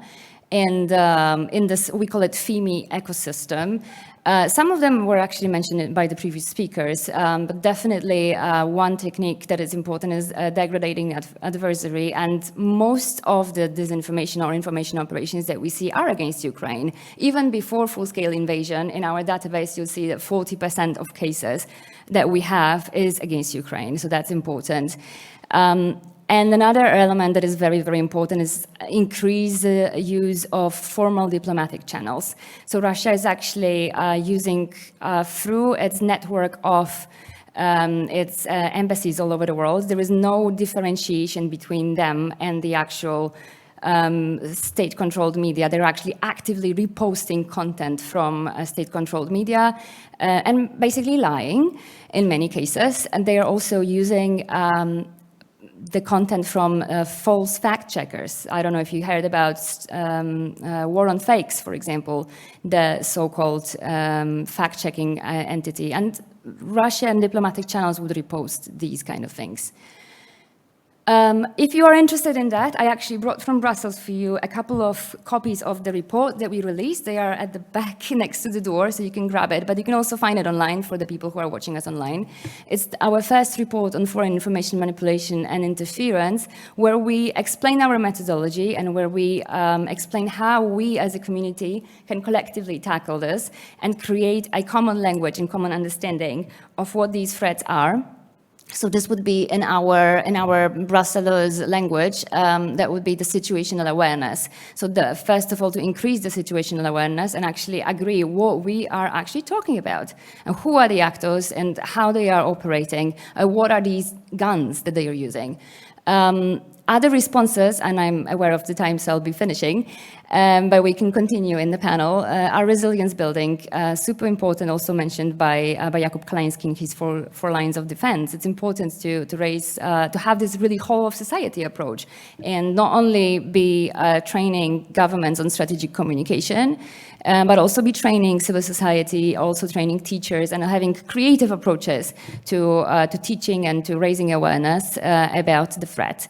And finally, disruption through, for example, Digital Services Act or Digital Media Act, and diplomatic responses such as démarches. So I started saying that US Disinfo was created in 2015, where we had like clearly very communication-oriented mandate, but now we can see that it's very much more holistic, if you will, or 360 even. I'm not patting myself on the back, by no means, but I think we've really evolved, and there is a lot of things that are already happening. I'm aware of the challenges, though. I'm aware that there is a long way to go, and we can continue in the panel. Thank you very much.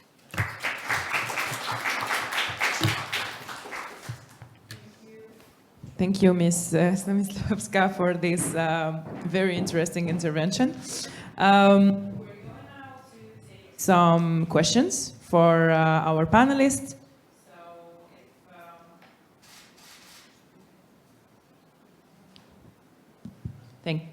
So if our students have some questions, yes, David?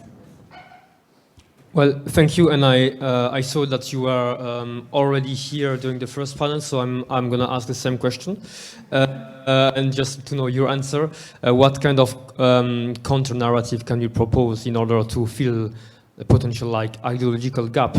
Because of course we can dismiss Russian narratives, and we can say it's all fake, but then what you propose instead, because you cannot just leave people without alternatives.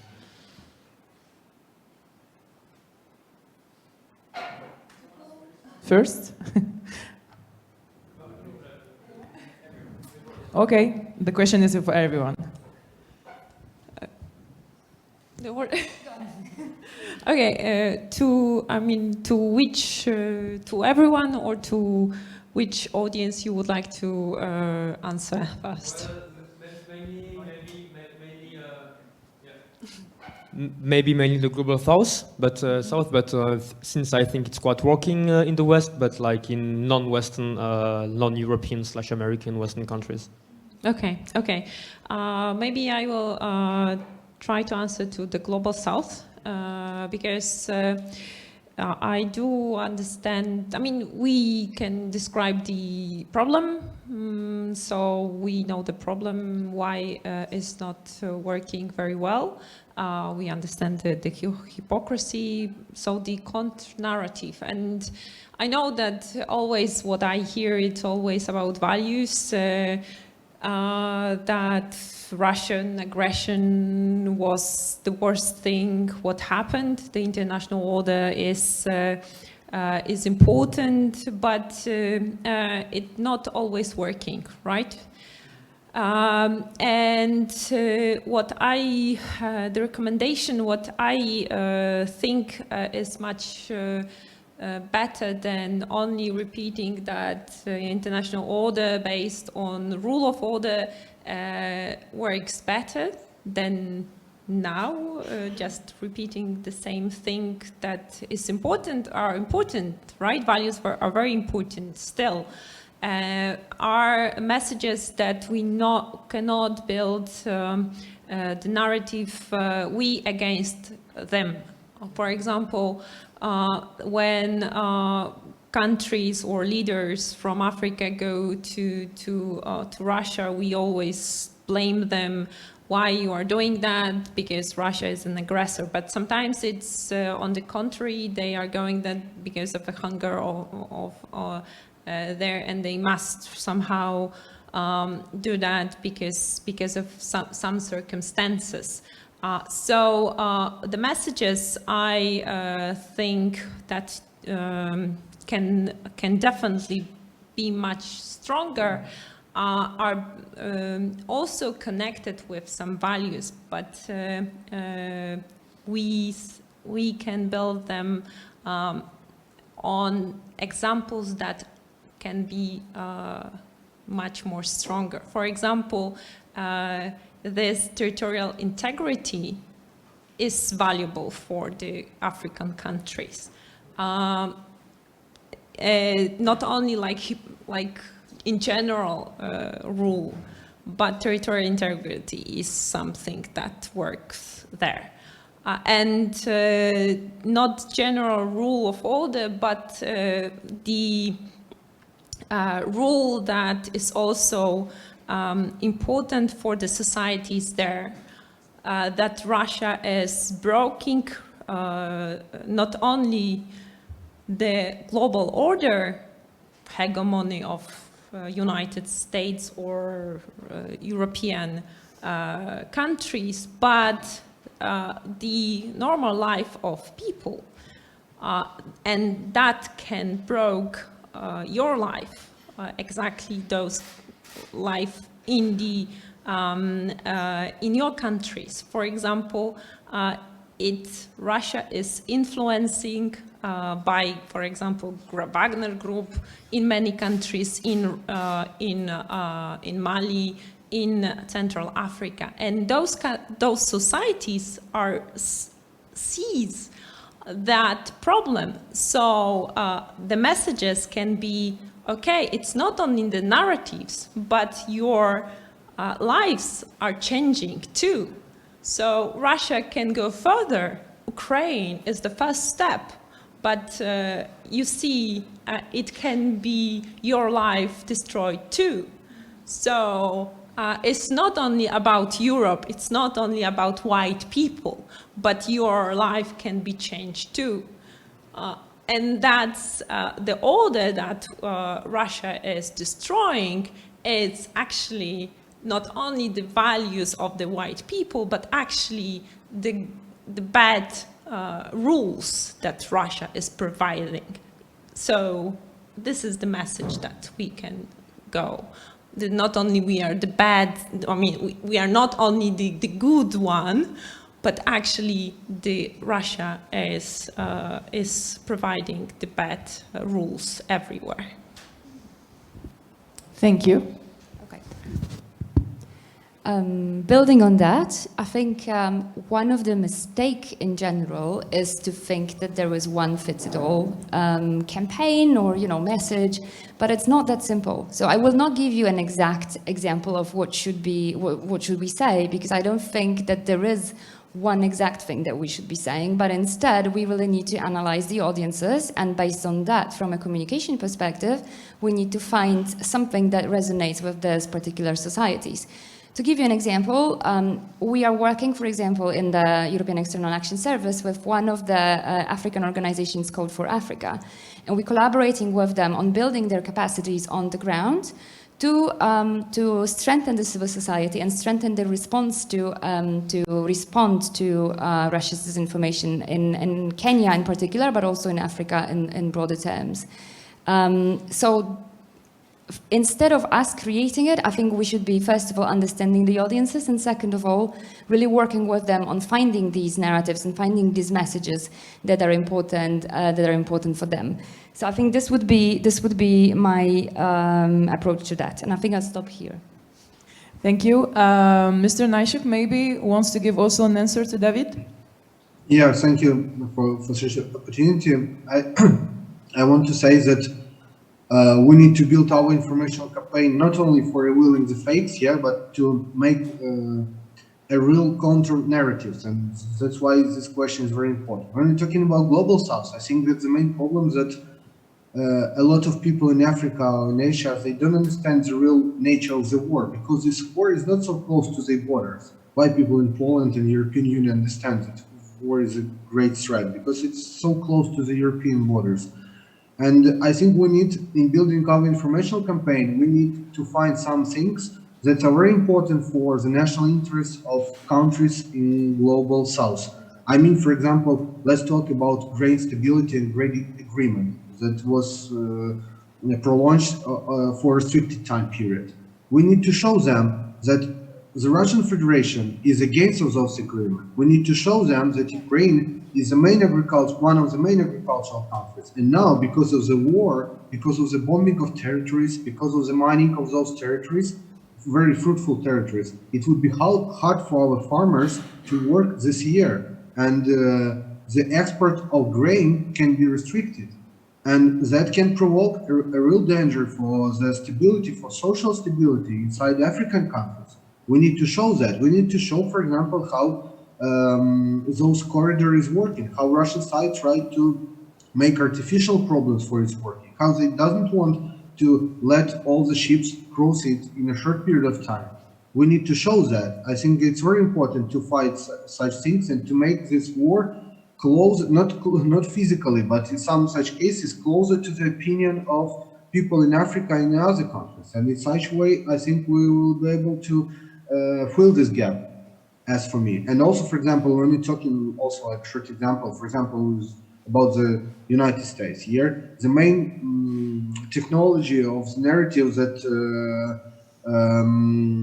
American side pay a lot of money for the financial support of Ukraine, and then can use it, for example, inside United States. But when we see the real numbers, we'll see that those support, those technical weaponry support is lower even than 1% of the budget. It's not such a big support as some representatives of the Republican Party try to exaggerate it. Therefore, it's important to find such directed cases and to use it in our informational campaign, I guess.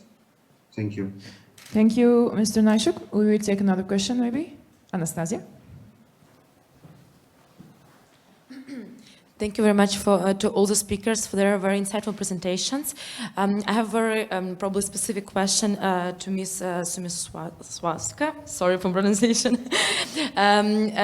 previously, before your speech, Mr. Kalinsky mentioned that, and you also in your presentation mentioned that the EU really takes some steps in order to counter propaganda. Since the 24th of February, we all know that Russia's state-owned media were banned across Europe. But at the same time, as we also mentioned, probably other disinformation actors put bigger threats to Europe, because it's really hard to trace who these actors are and how to ban them. So my question is, that there are any developments on that, how to trace these actors and to ban them as well in Europe, but at the same time, maybe there are any discourses about the potential penalties for all the media actors for not verifying enough information and basically just supporting this spread of disinformation just by mistake. Thank you very much. Thank you very much. Not banned, but sanctioned. We sanctioned RT and Sputnik and other outlets that are propagating lies by Kremlin. There is a lot of development.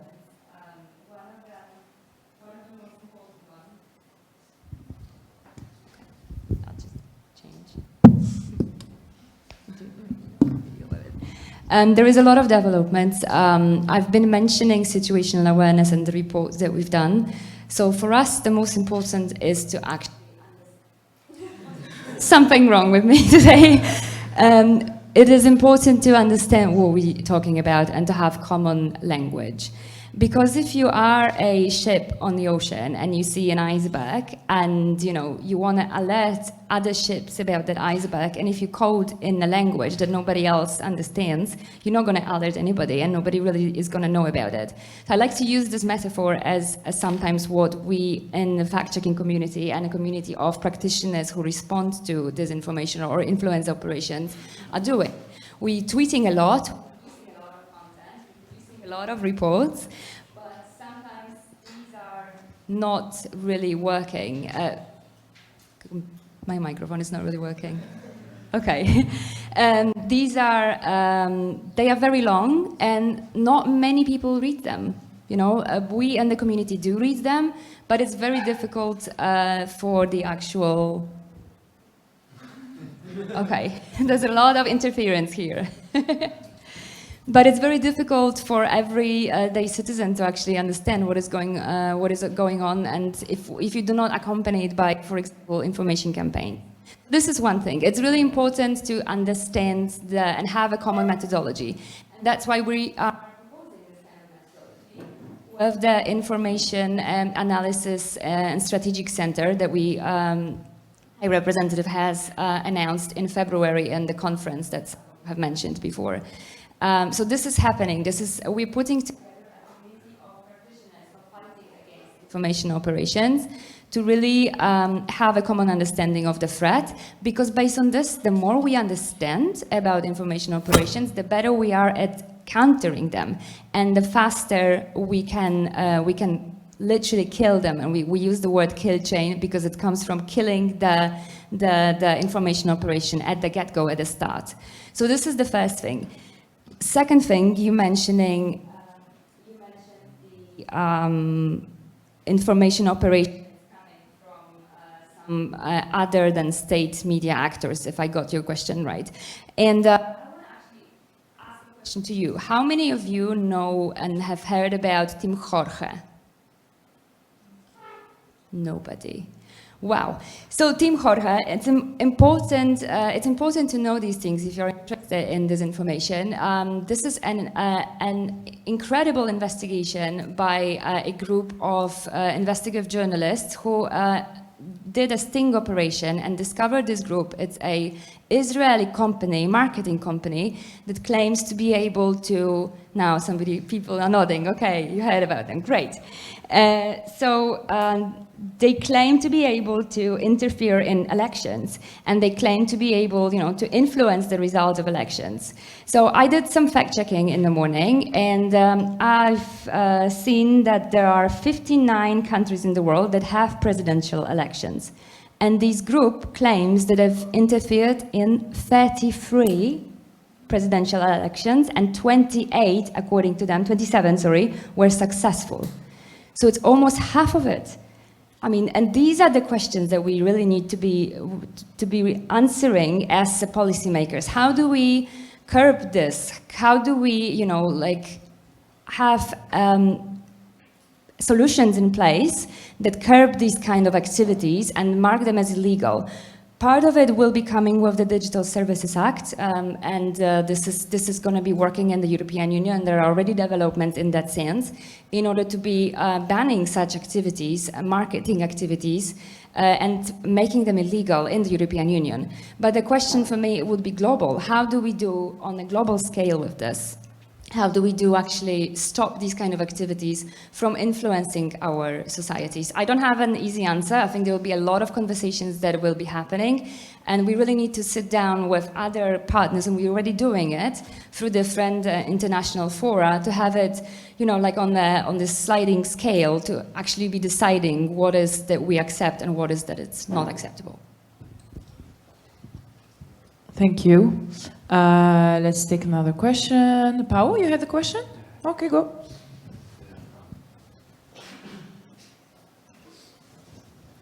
Hi.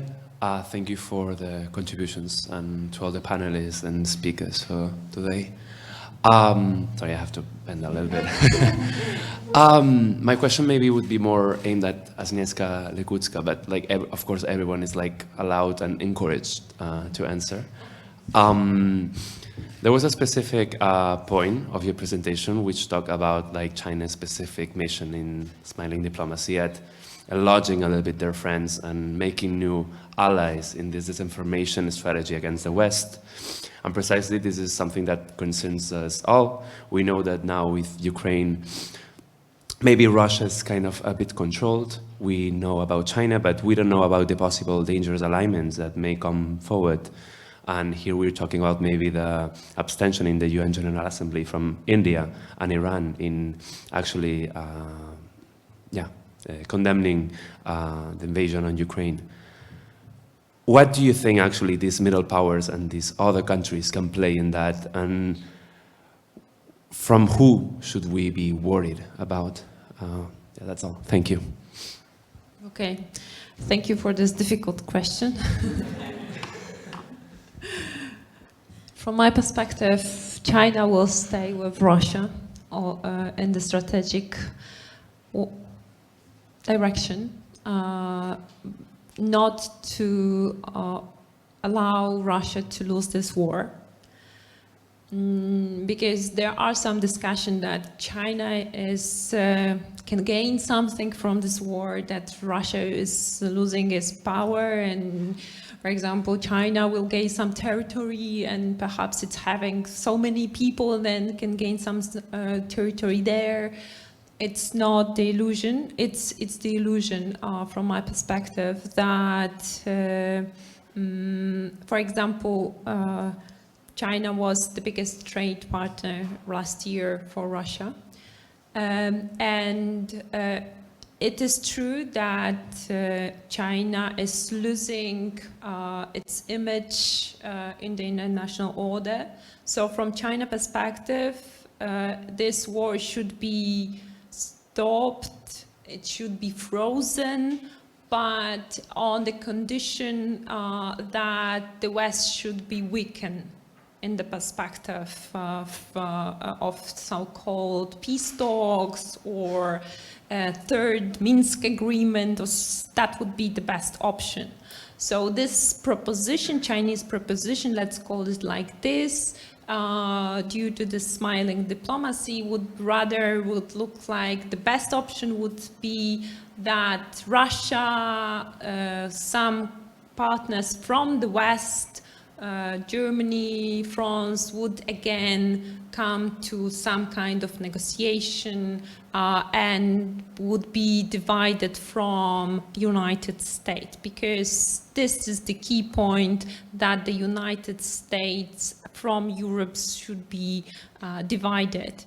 When it comes to the neutral countries, so that you call, those countries would definitely would not be on let's call it like this, on our side.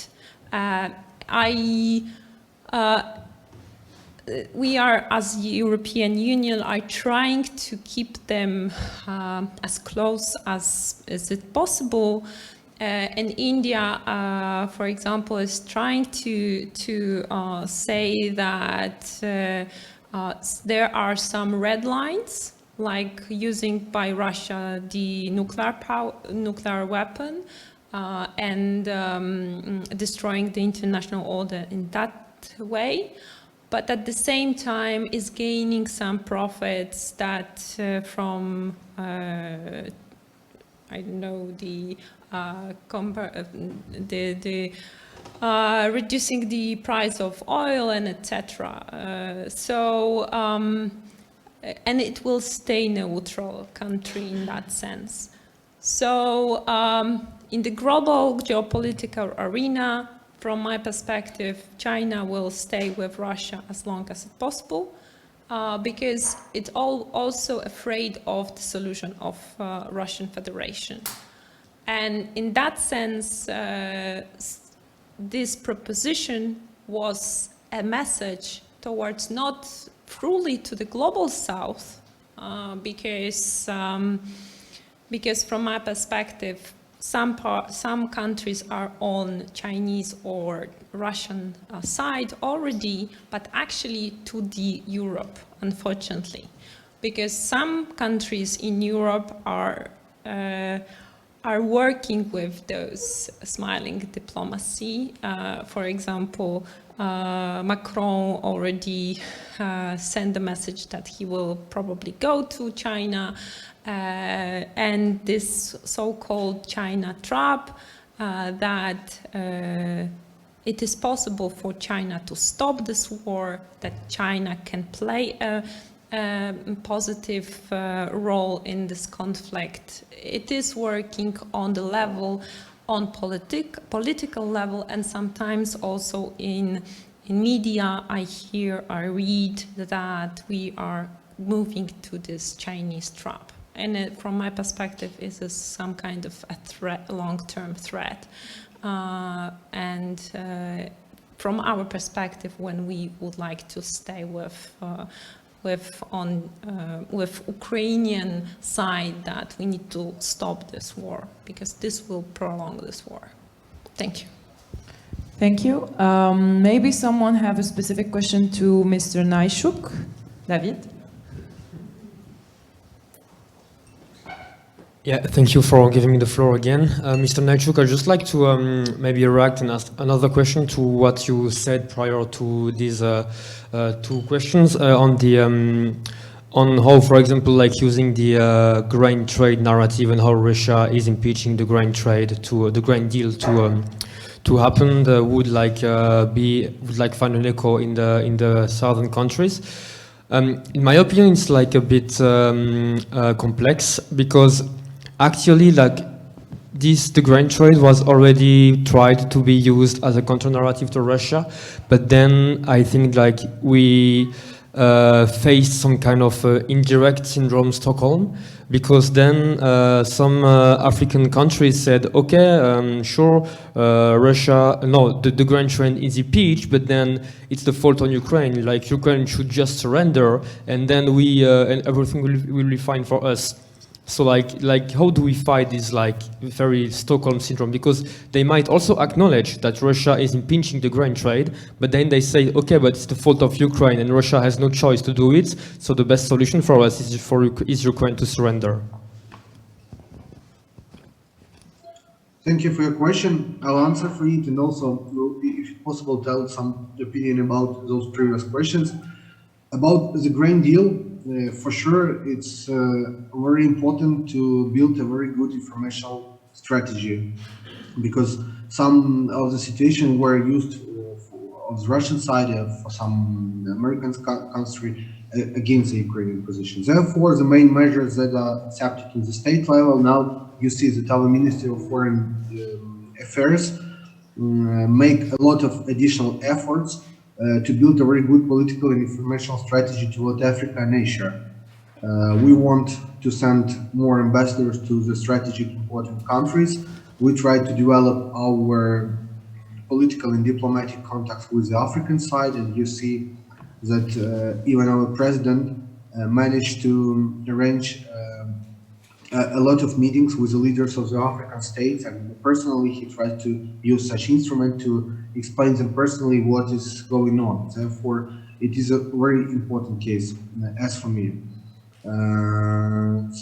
The other things that I wanted to mention for the previous question was about the situation with the Chinese position. I also agree that for China it's very important do not let Russian side to lose.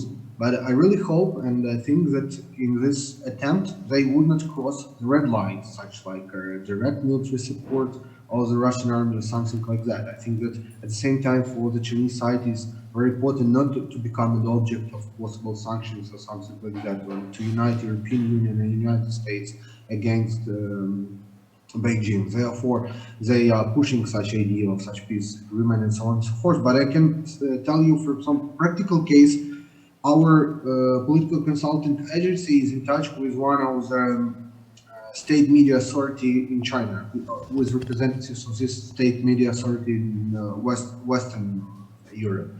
And we made an offer for them that we can arrange for you an interview with representatives of the highest levels of political establishment in Ukraine. And even till now, they deny such offer, such proposal. Therefore, I think that it's a big problem, that a really big problem, that the informational space is very restricted till now. And following the geopolitical interest, do not let Russian Federation to lose this war. It's quite problematic for us to build some pragmatic relation with the Chinese side. Therefore, the main purpose for now is not to let them to send military equipment and military support to the Russian Federation. And also, shortly, a very interesting case were discussed about freedom of press and mass media or political consulting agencies that can meddling in elections. You should know that, or you can know that till the beginning of the war in Ukraine were more than 20 or 25 informational TV channels. These TV channels every day they broadcasting only news and nothing except news, only news. So you understand that our society was very politicized because of that. And 5 or 6 channels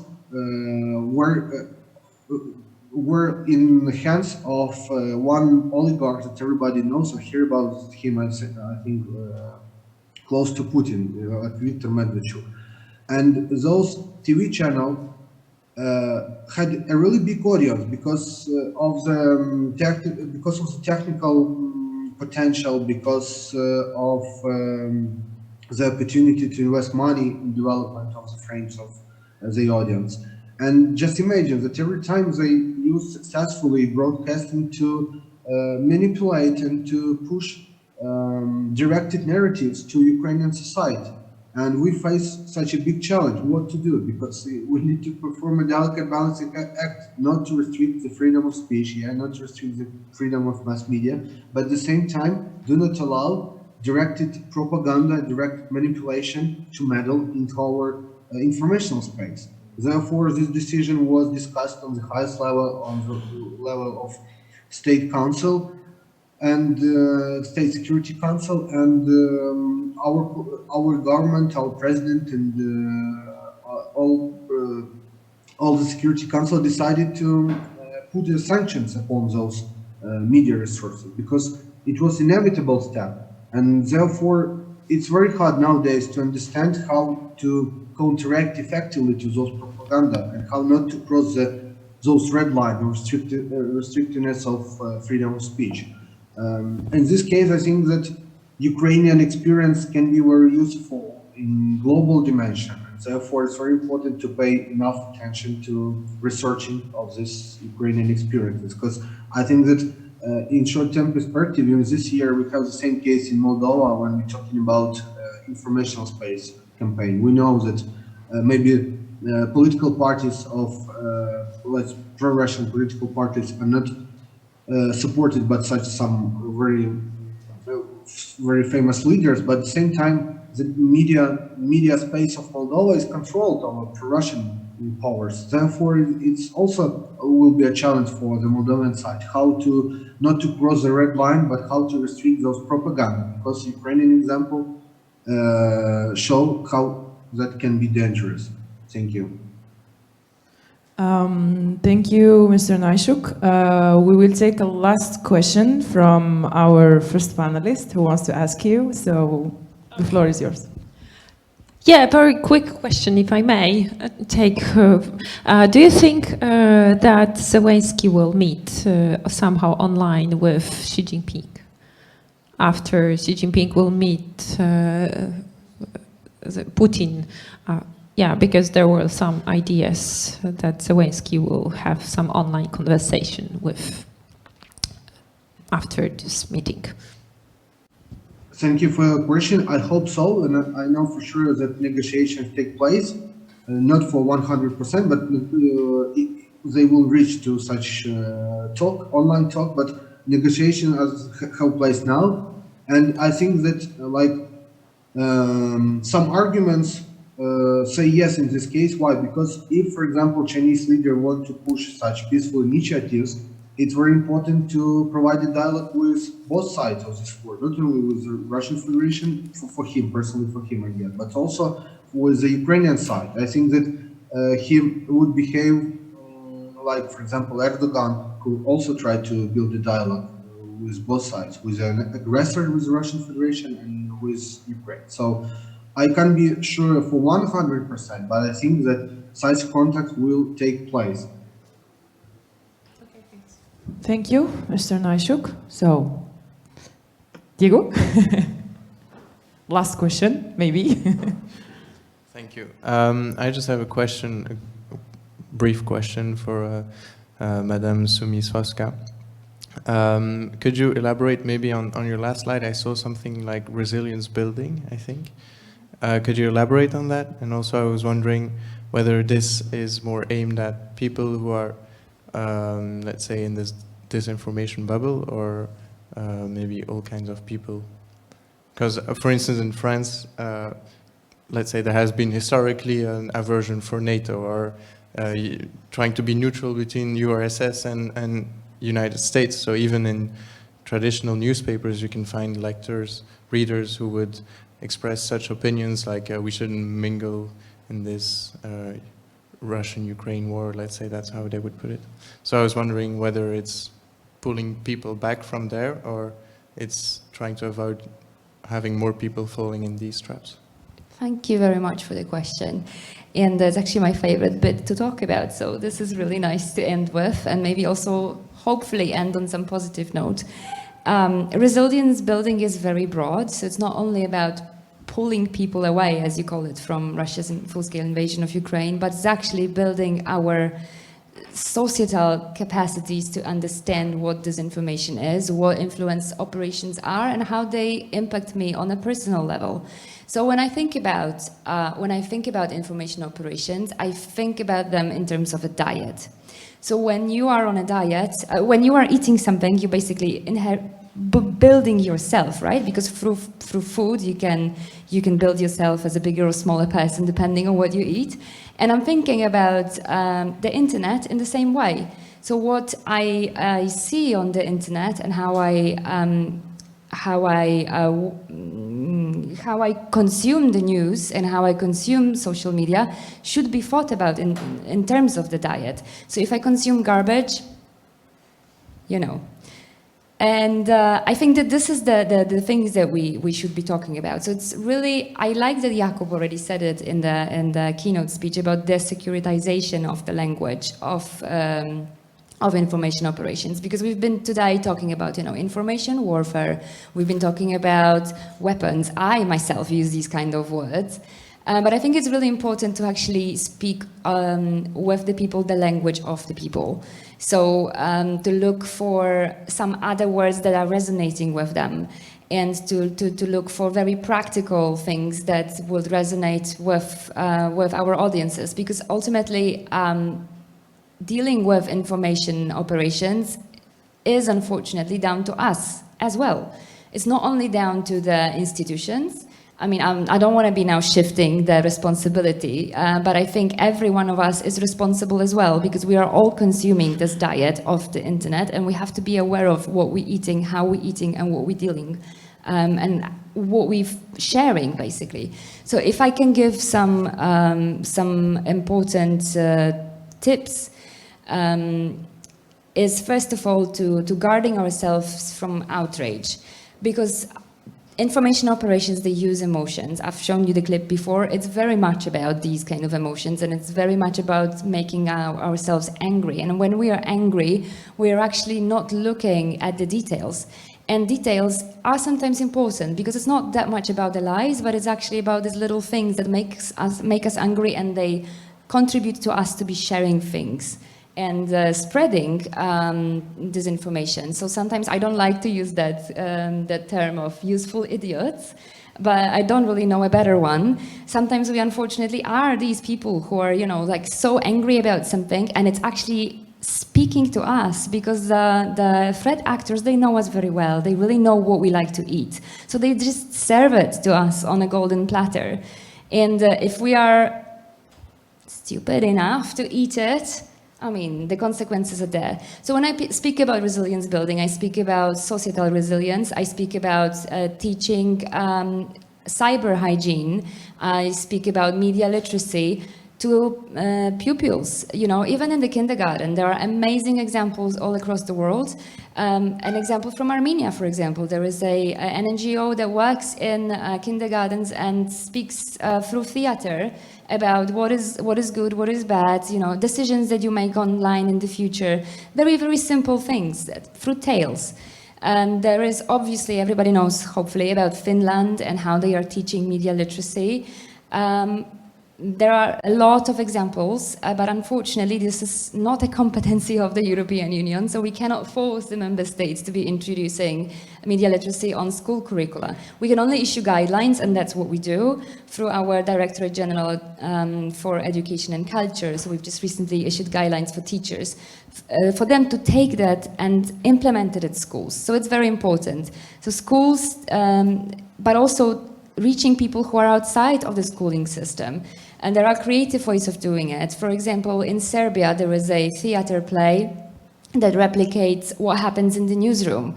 So before you publish an article, how many sources do you need to, with how many people do you need to check the news that you see? And do you publish it because you want to have clicks? Because of course it brings you revenue, right? These are these kind of decisions that journalists have to make. So these are examples that you can use in order to reach wider public outside of school system. An example, I think my favorite one is from Ukraine, from Filter organization. I really praise their work. They, before a full-scale invasion of Russia, they were teaching media literacy to taxi drivers. Because they found out that these are people who can actually be spreading these positive narratives and debunking lies directly with the people, interacting with them in day-to-day conversations. But it doesn't end there. There should be more programs for media. You mentioned media in France, and we are already doing it, training media and training journalists. We, for example, bringing journalists to Ukraine into especially from the smaller outlets. They do not really have capacities to travel and to report directly from the front lines. There are also strategic communication efforts, and we're collaborating with a variety of partners online. So there is a lot. Resilience building is a massive beast, and I'm very happy for it to be so big. But ultimately, if I can leave you with one thing, please think before you share. It's the most important thing that you can do. And actually, sometimes just do not share. Just do not. Just stop sharing. Stop reading rubbish news. And stop from using your phone sometimes. It's really better for your health. It's better for our societies at large. Thank you. Thank you. So we arrive at the end of our session. A huge thank you to our guests, to our audience for this productive discussion. We will be back at 2:30 for the second session of our next conference, How to Navigate Society and Politics in the Digital Age, Implication for Europe. Thank you.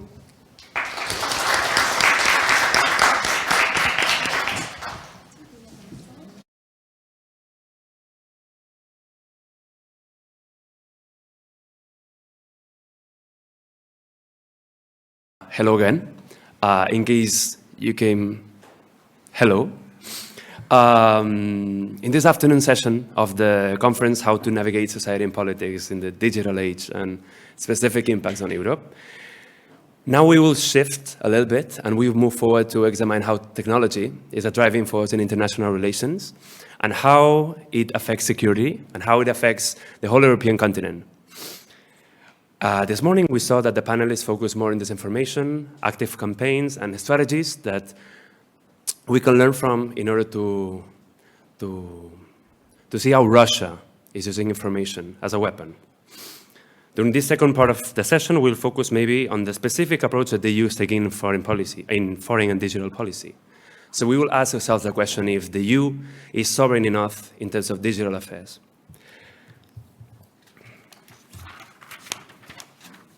Our first speaker is Peter Radak, director of the Polish Economic Institute, expert in macroeconomics, sustainable development, and social indicators, but with a specific profile in digital affairs. Dr. Radak has a PhD and is a distinguished fellow in both academia and public service. He has worked in Deloitte, the Politica Insight think tank, the United Nations Development Programme, the Ministry of Administration and Digitalization, and the Chancellor, the Prime Minister of Poland. He holds, of course, a PhD in public policy from the University of Warsaw, as well as a postgraduate degree in statistics, an MA in social policy, and an MBA from Université du Québec à Montréal. Please join me in welcoming Dr. Pierre Radak to share his valuable insights with us today at the College of Europe in Natolin. Thank you for coming. You may sit in the green chair. Thank you. Our second speaker will be Dr. Olaf Osika, who's the mentor of the Digital and Security Nest here at the College of Europe in Natolin. With over 15 years of experience in private, public, and social and think tank sectors in Poland and the EU, Dr. Osika has established himself as a prominent manager and consultant in the field of international relations. Dr. Osika has received his MA degree in international relations from Warsaw University in 1999 and went to complete his PhD in political science at the European University Institute in Florence in 2007. He was a research fellow at the Center of International Relations from 1999 to 22, and currently serves as research fellow and mentor here in Natolin, where, of course, he leads the Digital and Security Nest, which has allowed this wonderful conference today. Join me in welcoming Dr. Osika in this wonderful meeting. Last but not least, Jean Konstrevsky, our fellow colleague, will join us as moderator of this event, in which he will be accompanying us in this wonderful afternoon. Thank you for coming, Jean.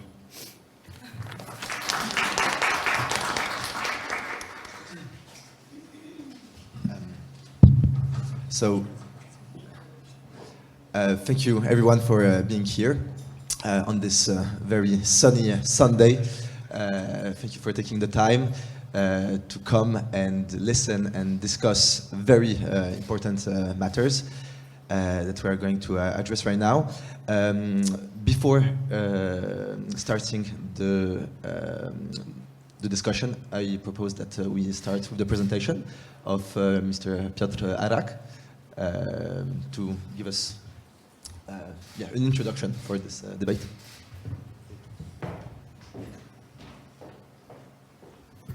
Thank you for the kind words, and you asked if I'm going to have a presentation, and then I saw that other panelists are going to have presentations, so I did what everybody would do. So I followed the other sheep and prepared a presentation for you all. I'm going to start with the open strategic autonomy and its digital dimension. This is about digital sovereignty. Strategic autonomy, according to the French, is almost the same, so I'm going to go and pursue this path. My approach is going to be a bit more economic. I head the Polish Economic Institute, which is a quasi-governmental think tank working on macroeconomics, economic policy, behavioral economics, some stuff connected with EU regulations, and of course on climate and energy. We also have a digital team focusing more on the digital market and how it's going to influence, how it's influencing Polish businesses and European businesses as well. We do a lot of research in accordance and connection to the digital decade, something which is crucial for the European Commission. And the question is, how crucial is going to be for the European businesses? And this is a question I'm going to leave you probably with this presentation. So we do cooperate with other member states and other think tanks across 20-something countries with the Spanish presidency, actually, which is preparing a paper on open strategic autonomy for the next half of the year. So there's going to be something adopted by the Council, European Council, that we actually are working on right now, and we do work on digital. Sovereignty issues, energy, and of course macro and other things.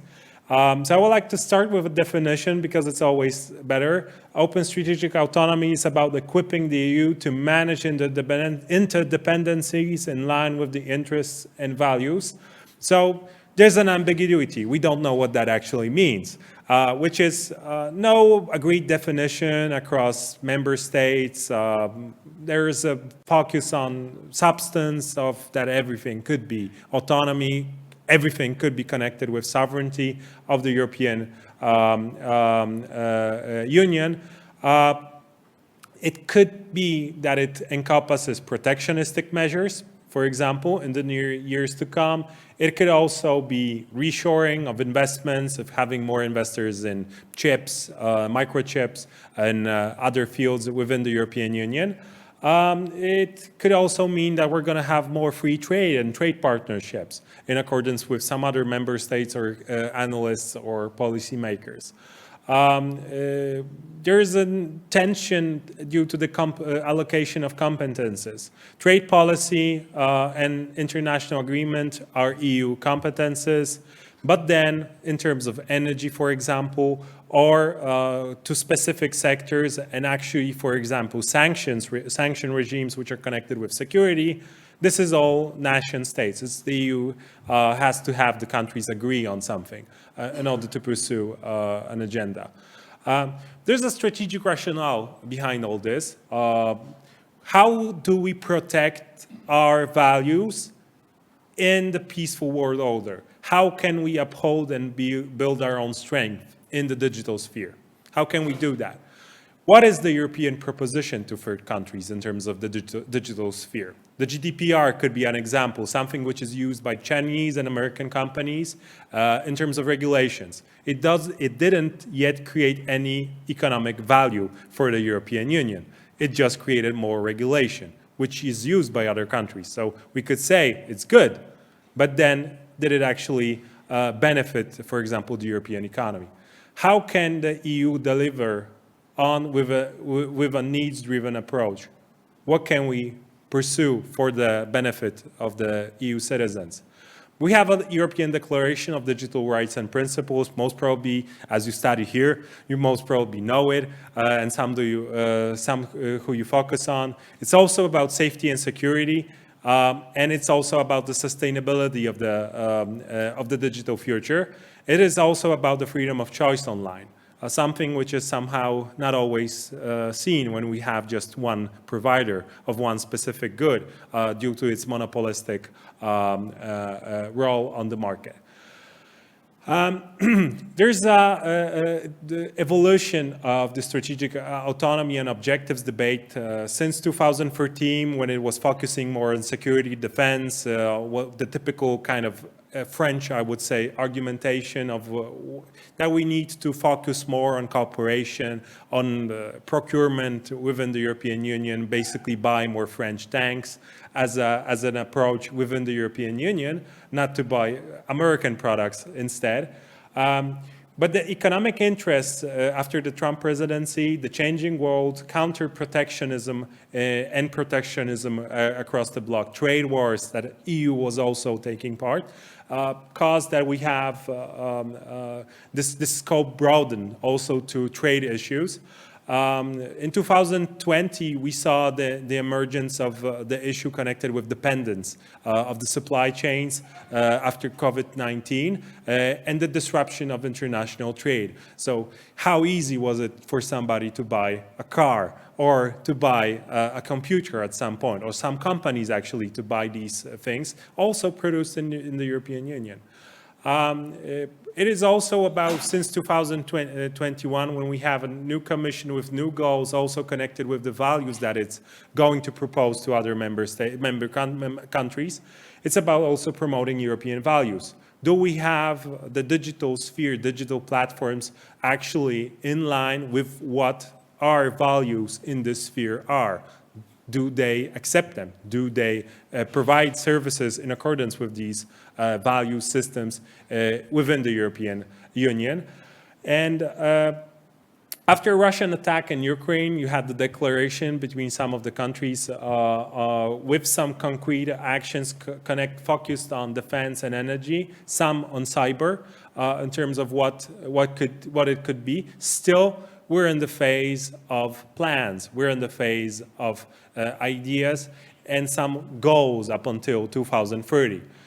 What is this strategic sovereignty for? What does it need? What are the overarching strategic aims? Strategic sovereignty through what? What capacities and frameworks does the EU need to enhance this autonomy? And strategic sovereignty from what? What are the dependencies that we see? I'm going to go there in a bit more detail. So we have policy issues. We're quite aware, and we're going to monitor the dependencies, the digital sphere quite more. At the end of this year, we're going to see how the European Commission is going to monitor the digital development of European member states. Currently, we're seeing how member states are going to influence this new kind of toolbox that the European Commission is going to prepare in terms of policy development, in terms of market development, in terms of SMEs using new tools. You have policy issues from industrial policy, trade partnerships, for example, the Global Gateway, REPowerEU, the Sovereignty Fund. You have the Digital Markets Act, injecting competition to the tech sector. We have the Critical Materials Act. Most probably you also have building capacity within the European Union on the CHIPS Act and investing in R&D and skills. But the case of technology is somehow very crucial. If you look on the sales of semiconductors, I can move that, okay, no, sorry. So if we can look at the semiconductors and the development since the 80s of China, and Asia as the two main sources and shares of on the provision of these services, and where Europe and Japan is. Europe was bigger in that sphere 30 years ago than it is right now, due to the Dutch companies, German companies that were actually taking part in that, and currently we're actually in a downward phase. Can regulation change that? I don't know. There's also the question of number of companies in the largest 2,500 firms investing in R&D in the USA, China, EU, Japan, and other countries, rest of the world. And in in the last 4 years where we gathered this information, you see a decline in terms of how many companies, the biggest companies actually are from EU. The number of them is increasing, but in China, not here.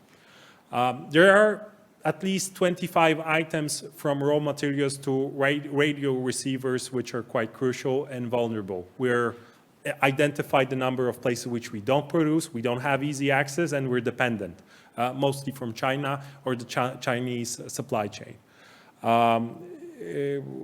If somebody bought a car in 2022, I guess he's lucky. We didn't provide, we provided less than 18 million, 18 million cars were not produced during that time because of this disruption of trade. due to one specific source, and this is also causing issues for Russia due to the sanctions. But still, we have matters to address. Then we have platforms, communication, social, e-commerce, app store, search. Most of them, more than 2/3 of these, are American-based, not European. Rest, Chinese. If you're using TikTok, the European Commission wouldn't advise so. Skills, the persistent lack of digital skills and IT specialists. We also have a brain drain. We have people who start businesses in Europe, start businesses in Central and Eastern Europe, even established companies, they're being bought off, and they go to the United States of America in order to develop the business. You have companies that are being bought by Amazon, by Microsoft, by all these other big tech companies. And we're not able to create any of these new established corporations that would actually make a chance in order to pursue this bold agenda of being more sovereign or independent of some other country. And in terms of R&D, you can see it on this chart. What could be what is an issue from my perspective, not from maybe some other member states, is the question of the industrial help and industrial assistance, because this is what we can do. We can provide more state aid. And since 2020, yes, we did, but there were mostly 2 countries that did that. And 74% of state aid in billions of euros provided to the companies within the European Union were France and Germany. Single market, free trade, no state assistance, no protectionistic measures, because additional state aid is also a protectionistic measure, were used. It causes economic inefficiency, higher prices for consumers. It doesn't need to new technologies or to the higher capacity in terms of, for example, the digital sphere produced in those two economies, and especially in the rest of other ones. This is an issue, and the questions I wanted to ask, maybe finishing this short, hopefully, presentation, is what can the EU do? First, we can increase the capabilities through innovation and industrial competitiveness. Yeah. We can create the global standards in terms of digital regulation. This doesn't create any additional economic value, but then it creates the specific fields on which the companies that operate on the European market do operate, and most probably are going to use these regulations also on different markets, so the Chinese can say thank you when they use some of the services, or the Americans. We can assert sovereignty in the digital domain by reducing exposure to external actors such as tech companies or governments. We can advise citizens or prohibit some governments or government employees from using specific technologies. But it's very difficult to say and do the same as some autocratic countries of unallowing basically Twitter to their domain because it doesn't follow through on the regulation. It's almost impossible. And I don't know if we want to pursue the same road that Chinese government pursued, and if we didn't want American companies be operating in China. So the 5 things I would like to leave you with is empower citizens, and this is what the digital decade is going to be. So how do we actually increase the competencies of citizens and their knowledge, their understanding? What is disinformation? What is not? How to use more of these skills? How to have SMEs being actually more active on the digital sphere? How to export products within the European Union, which could be subsidized, could be helped and assisted by the governments and the European Commission as well. Seize the geopolitical moment to establish norms that reflect European values. This is the time to say what is allowed and what is not. And we can have somebody else on the other side of the Atlantic listen to because of that. Developed industrial policies, research and investment strategies. This is also what the European Commission is doing in terms of the proposals throughout the years. Cultivate partnerships and promote international collaborations, both within the United Nations. This is something sometimes we don't remember, but the United Nations is quite big on technology and internet governance. And it also means that there's more countries than just the EU in them, and a bigger group of people that can cooperate with. And recognize, and this is, I think, the most fundamental issues, that trade, cybersecurity, digital regulations, and typical hard security are very much interconnected right now. Just 3 weeks ago, as an economic institution, we had a presentation on trade in the Pentagon of the United States. It's the world we live right now. You need to think about these issues connected, not separate, because most of the international global actors do think this way. Trade is another means of warfare. The sanction regimes that we impose on Russia, and most probably that we could think of, could be adapted on China if, for example, Chinese warfare was provided to Russia, is also a means of sanctioning and also of thinking of security in a different matter. These issues are are connected, and as economic analysts, economists, we do think that we need to take that into account. And I think the policymakers within Europe also have to. We cannot have trade negotiations separate of security negotiations. But we tend to do it this way. We tend to think like this. But I don't think this world exists anymore. Thank you.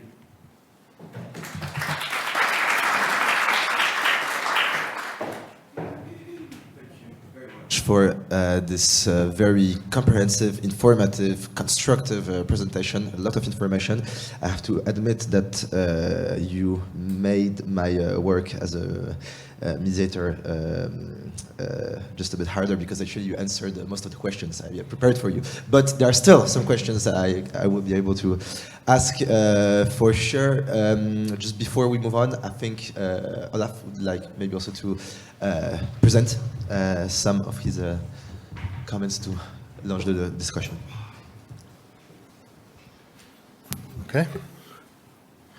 Is it already mine? Yeah. Yep. Okay. Good. Okay. So well, first of all, hello again, everyone. Nice to be here in a bit different role than usually. I like to, well, basically look at the same kind of problems, but from a different perspective, more strategic political one, compared to Piotr. Well, first of all, it's when you read through, a lot of expertise and also, European Commission materials, you see that there is, as Piotr mentioned, there is a clear link between strategic autonomy and digital sovereignty. So actually the question is, can one exist without the other? Yes, I would say some people say that, well, it's and this is actually the kind of official definition of the digital sovereignty by Commission President Ursula von der Leyen, Europe's ability to act independently in the digital world, but having in mind what Piotr has said, actually, how all those things are connected. So the question is digital sovereignty part of the strategic autonomy, or is digital sovereignty the strategic autonomy? Yes? So are we talking about two separate concepts, or actually are we talking about one thing using two different kind of approaches? And the reason for this, let's say, difference of opinion goes back to, well, actually the whole discourse about the strategic autonomy. The term was born like in the midst of the 1970s during the Cold War, and at that time the idea of the European strategic autonomy was how to define Europe autonomy in the Cold War context. So not to be too much dependent on the United States, and at the same time how not to be threatened by the Soviet Union. Yes, and then of course the whole concept evolved with the end of the Cold War. The idea was, well, we need actually strategic autonomy because, well, the world has changed, so the Americans are no longer with us. That was the dominating discourse at the beginning of the 90s that, since the Americans, they won the Cold War, so there was no reason actually for them to be present on European soil and also defend Europe, because there was no, the Soviet Union collapsed, so actually just why should Americans spend billions of US dollars and maintain their military presence if the Soviet Union is not there? But what was there was actually a, brave new world in which the idea was that, well, the European Union with the notion, the concept of strategic autonomy, can actually shape the world the way it would wanted, different nations, different countries to live. So basically, follow our norms and values. The thing is that, well, when we look at the strategic autonomy discourse, from today's perspective, we see actually that, well, it's part of it has changed because there is a crisis of the liberal world order. Just you all familiar with that, which basically means that, again, the same kind of, approach to strategic autonomy is driven by different factors. All of a sudden, well, we see that, well, first of all, although there is not Cold War, but there is a, growing Chinese-American competition. So basically, we are kind of back to the Cold War times, yes? And some people say that, well, the future very much looks like the past, but we don't have the Soviet Union, but we have, the Chinese, yes? So the question is, how can we, again, how the European Union can actually find its place in this new geopolitical context? Hence, we have this idea of, strategic autonomy, again, with digital sovereignty, because, of course, digital, it's obvious, there is a lot of, technological progress, so it's not possible, actually, just, to think of politics, of geopolitics, of economy, of each and every aspect of our life without tackling upon digital issues. But the question why actually we need this digital sovereignty is something which still, I would say, needs a good answer. There are basically, well, three reasons. Well, the one I mentioned is that, there is a clear domination of the US and Chinese companies on the EU digital market. It raised concerns about Europe being colonized by foreign companies with links to their governments. We usually think of, I'd be a bit French this time, just it's not only Chinese companies that have links to Chinese government, also American companies, they also have links. Of course, if I were to choose, it's always better just to work with the US government and being, so to speak, colonized by, American technologies than the Chinese. But it's a matter of fact simply that, well, we have a lot of problems in actually using a lot of technology, being dependent on technology, like cloud computing. Well, if the American, the countries which are using American clouds, of course, we believe that, everything what we have in this cloud is ours. As a matter of fact, there are certain regulations coming back from 9/11, actually, which allow the US government actually to have access in certain situations to the cloud. So this is the reality we live in. Then, of course, something which Piotr has mentioned as well.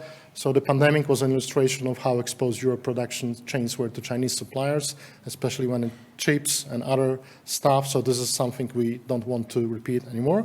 And there is another element which I guess also goes back to this, notion of the liberal world order being, in crisis. It's basically, the interdependence. Yes, for many years, and that was the main narrative of many countries and also of the European Union, like the Commission, other bodies, that we need interdependence. Why? Because if we create interdependencies, like in case of energy sector, digital sector, other sectors, this is how we can actually have influence upon other governments, like with Russia. Yes, it's like we change, autocracies because we are trading with them, because we are talking to them. Yes, and in the end of the day, and the war in Ukraine, and actually Putin has showed this in a very, I would say, bitter way for us. Actually, that actually there is not such a feeling of interdependence because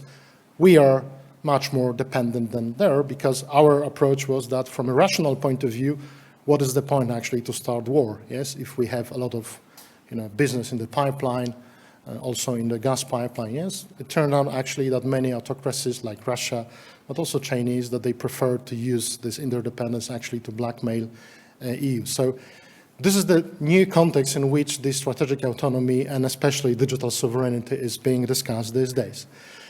And then, of course, there are, as Piotr mentioned, I mean, focusing on the, well, how the EU would like to approach, this problem. And then we have two concepts which are like, driving, EU agenda. The one is so-called Brussels effect. The other is, of course, power politics, yes? So we could using different words, it's like between just the single market and the European Common Foreign Security Policies. On one hand, we have the Commission with a lot of legislation, just, trying to regulate a lot of things, and with some success, I would say. A GDPR is I think it's a good case. Actually, we were the first ones, and actually the others are following. And this is the Brussels effect. But on the other hand, of course, there is the real power politics. So we have governments, we have intergovernmental cooperation, we have countries which are, more stronger than the others. So, and the question is, what will, which perspective would prevail eventually? When it comes to Brussels effect, I don't know whether you're familiar with this, the book, which, it's quite famous about this. It's the Anu Bradford, the Brussels effect, how the European Union rules the world. The question is, mine, is it about how we rule the world, how the European Commission rules the world, or how the European Commission rules the rules of the world? Because this is not the same, yes? But the basic assumption is that the Brussels effect is based on the idea that disputes arising from different interpretations by nations of key norms can be effectively addressed by regulating private actors on the digital market, yes?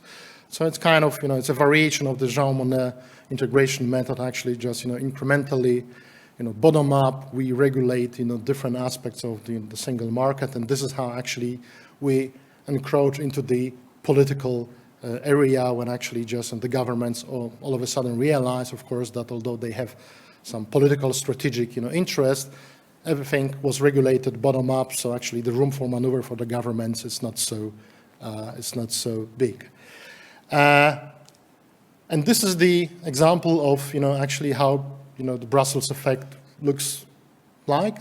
This is a slide from the Stiftung Wissenschaft und Politik. This is how we have different, segments, starting from internal market standards, digital sovereignty, technological sovereignty, data sovereignty, and we have different acts. So this is the actually Brussels effect in the working.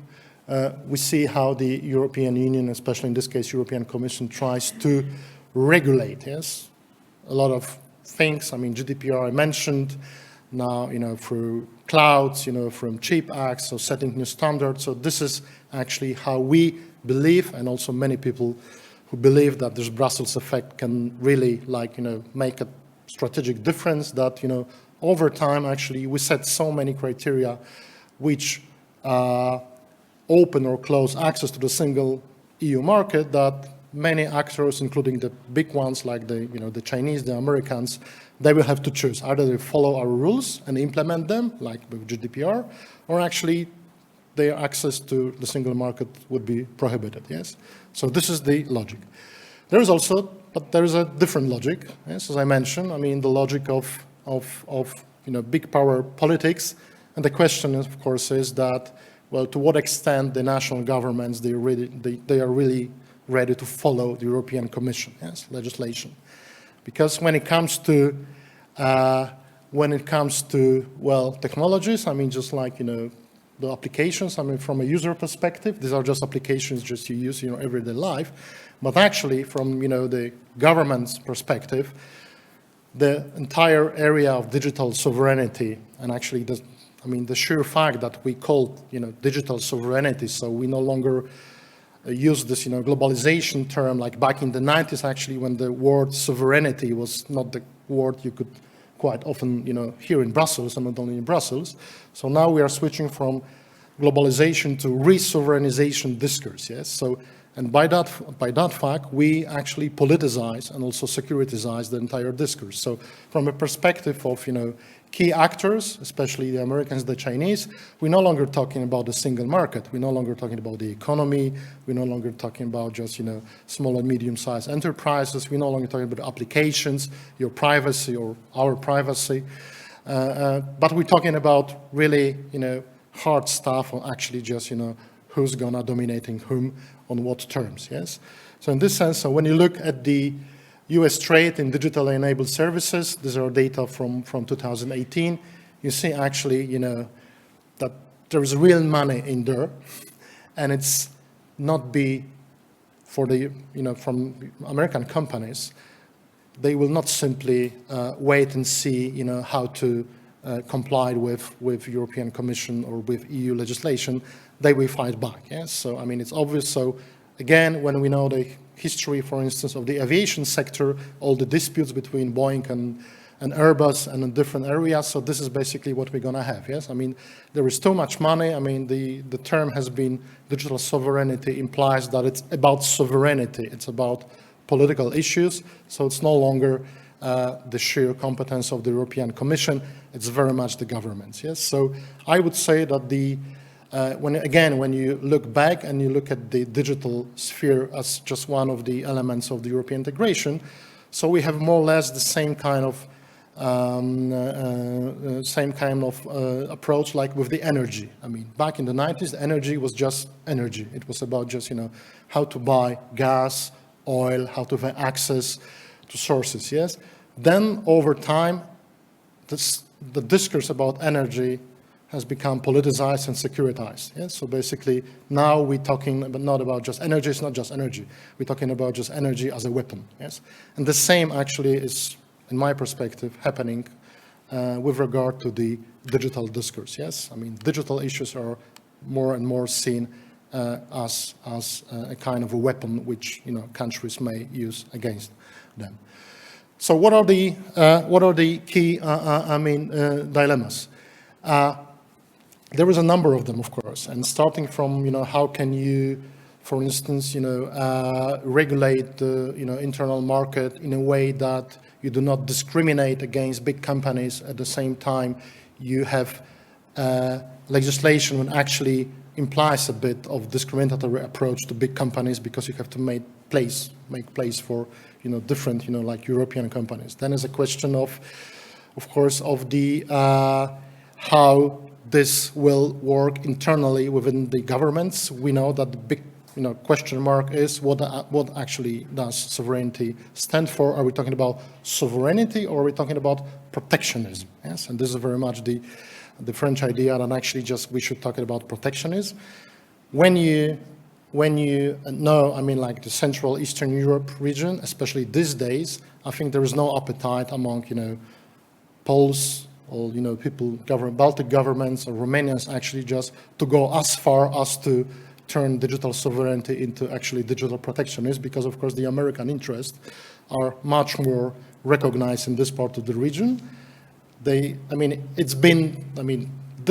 This is something which goes back to the 90s and NATO enlargement, but especially now with war in Ukraine, everyone knows actually that the last thing you should do is actually to start some, let's say, political debates with the US administration, providing security defense, yes, to your countries on some questions of, cloud or, Facebook, Meta, whatever, yes? So there is no, I would say it's not by chance that when you look at what are the approaches to the American companies, also regulators just, in this part of Europe and the western part of Europe, I mean, the American companies, they have much more room for maneuver actually, and we kind of agree not to push them too much because we believe that actually the Americans are delivering security and defense to this region, which is not the case with Western Europe.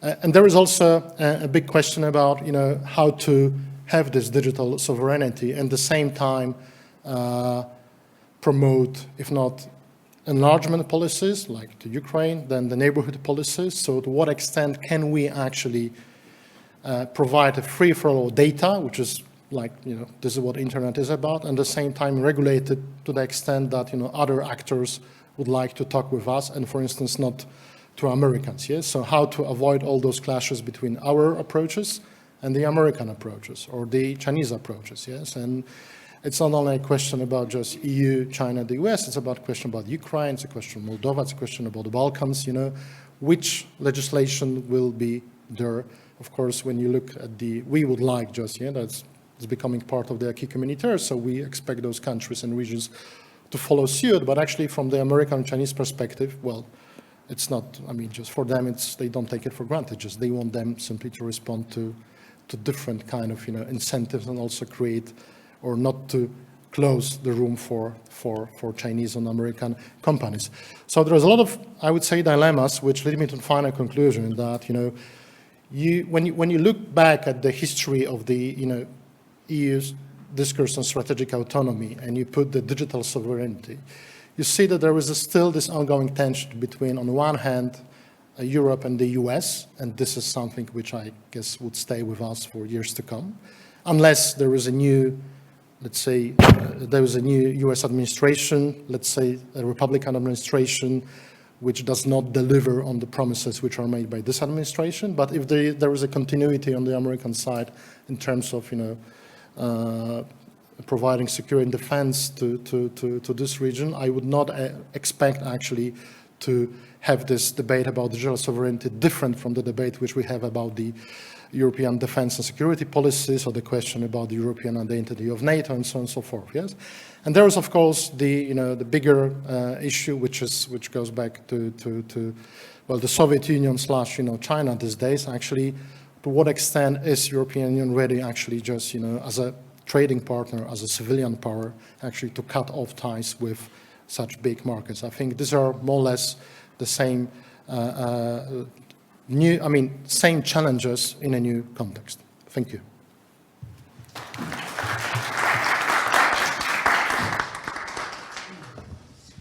Thank you very, very much for this amazing presentation. A lot of very important comments.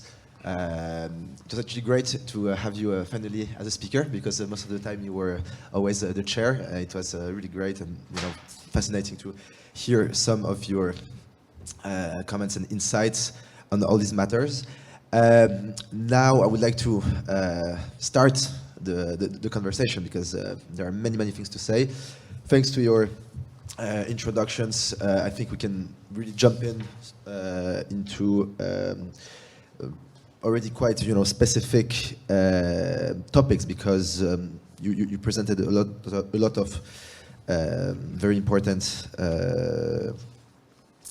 You already outlined like a very clear context, and I think it's really great for us to have expert in economics and an expert who has this more political security perspective, because I think both of you can present us a very complementary approach, which would be for us obviously more holistic and accurate. And I think the first question that I would like to ask here would be more technical. So as Piotr rightly said in his presentation, we have in the EU so far a very big focus on legislation and capacity with this CHIP Act, this new digital constitution, with the DMA and the DSA. But there's this big lack of focus on innovation. And I would love to hear some of your comments on what sort of critical technologies we should invest on. That would be my first question, maybe for you, Piotr, but obviously, Olaf, if you want to comment on that, you're very welcome to do so. And maybe, let's start with this. Okay, so innovation is quite difficult to be programmed, so that's the biggest issue that we have. So we can spend a lot of money on R&D, we can increase spending, and this is the focus of many governments in order to provide state assistance, tax breaks, subsidies, in order to have innovation being created within the European Union. You can have a friendly environment, cooperation of different actors starting off. But then the issue is that you have companies that grow here and then they go to the Silicon Valley. Even with the demise of the Silicon Valley Bank, it doesn't mean that it's not going to happen in the future. So you're going to have still those companies that are going to pursue a bigger market because that they can go to the global sphere. The crucial issue in the European Union, why it lags behind in terms of the technology development is the fragmentation of the market. If you're starting a company in Spain, you're going to provide services in Spanish, most probably it's best to go to South America to do a spin-off. This is what you're going to pursue. If you're doing that in Portugal, you're going to do in Brazil because you have a bigger domestic market there. In Europe, if you're doing something in Poland, you want to sell it to the Americans or to the Germans, or you want to enter the German market. So the issue is that you don't have a market to, there's a ceiling somewhere, basically, in the capitalization of a company that you're going to reach. So how much money you're going to pour, still you're going to go to a ceiling of some certain level of development. That's why so many of the companies that are started in small countries like Estonia, Latvia, or Lithuania are quite successful because they know that they're not going to compete on their domestic market. Their domestic market is like a city or even a district of Warsaw in terms of the products that they're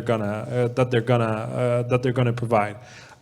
They have to go to Poland. They have to go to the United States. They have to go to a different market. And this is the main difficulty. We don't have a common market in terms of services. And we're talking about services here. It's not about products. So products they can cross border, have something written in Polish, Chinese, nobody cares. They're going to buy it, put parts of it in and then have it as your house appliances or whatever. But in terms of services in the technology sphere, it's very much difficult. You need brand recognition, marketing, access, equal rights, and then the development, and lots of those people behind in order to create this specific technology that you're going to use.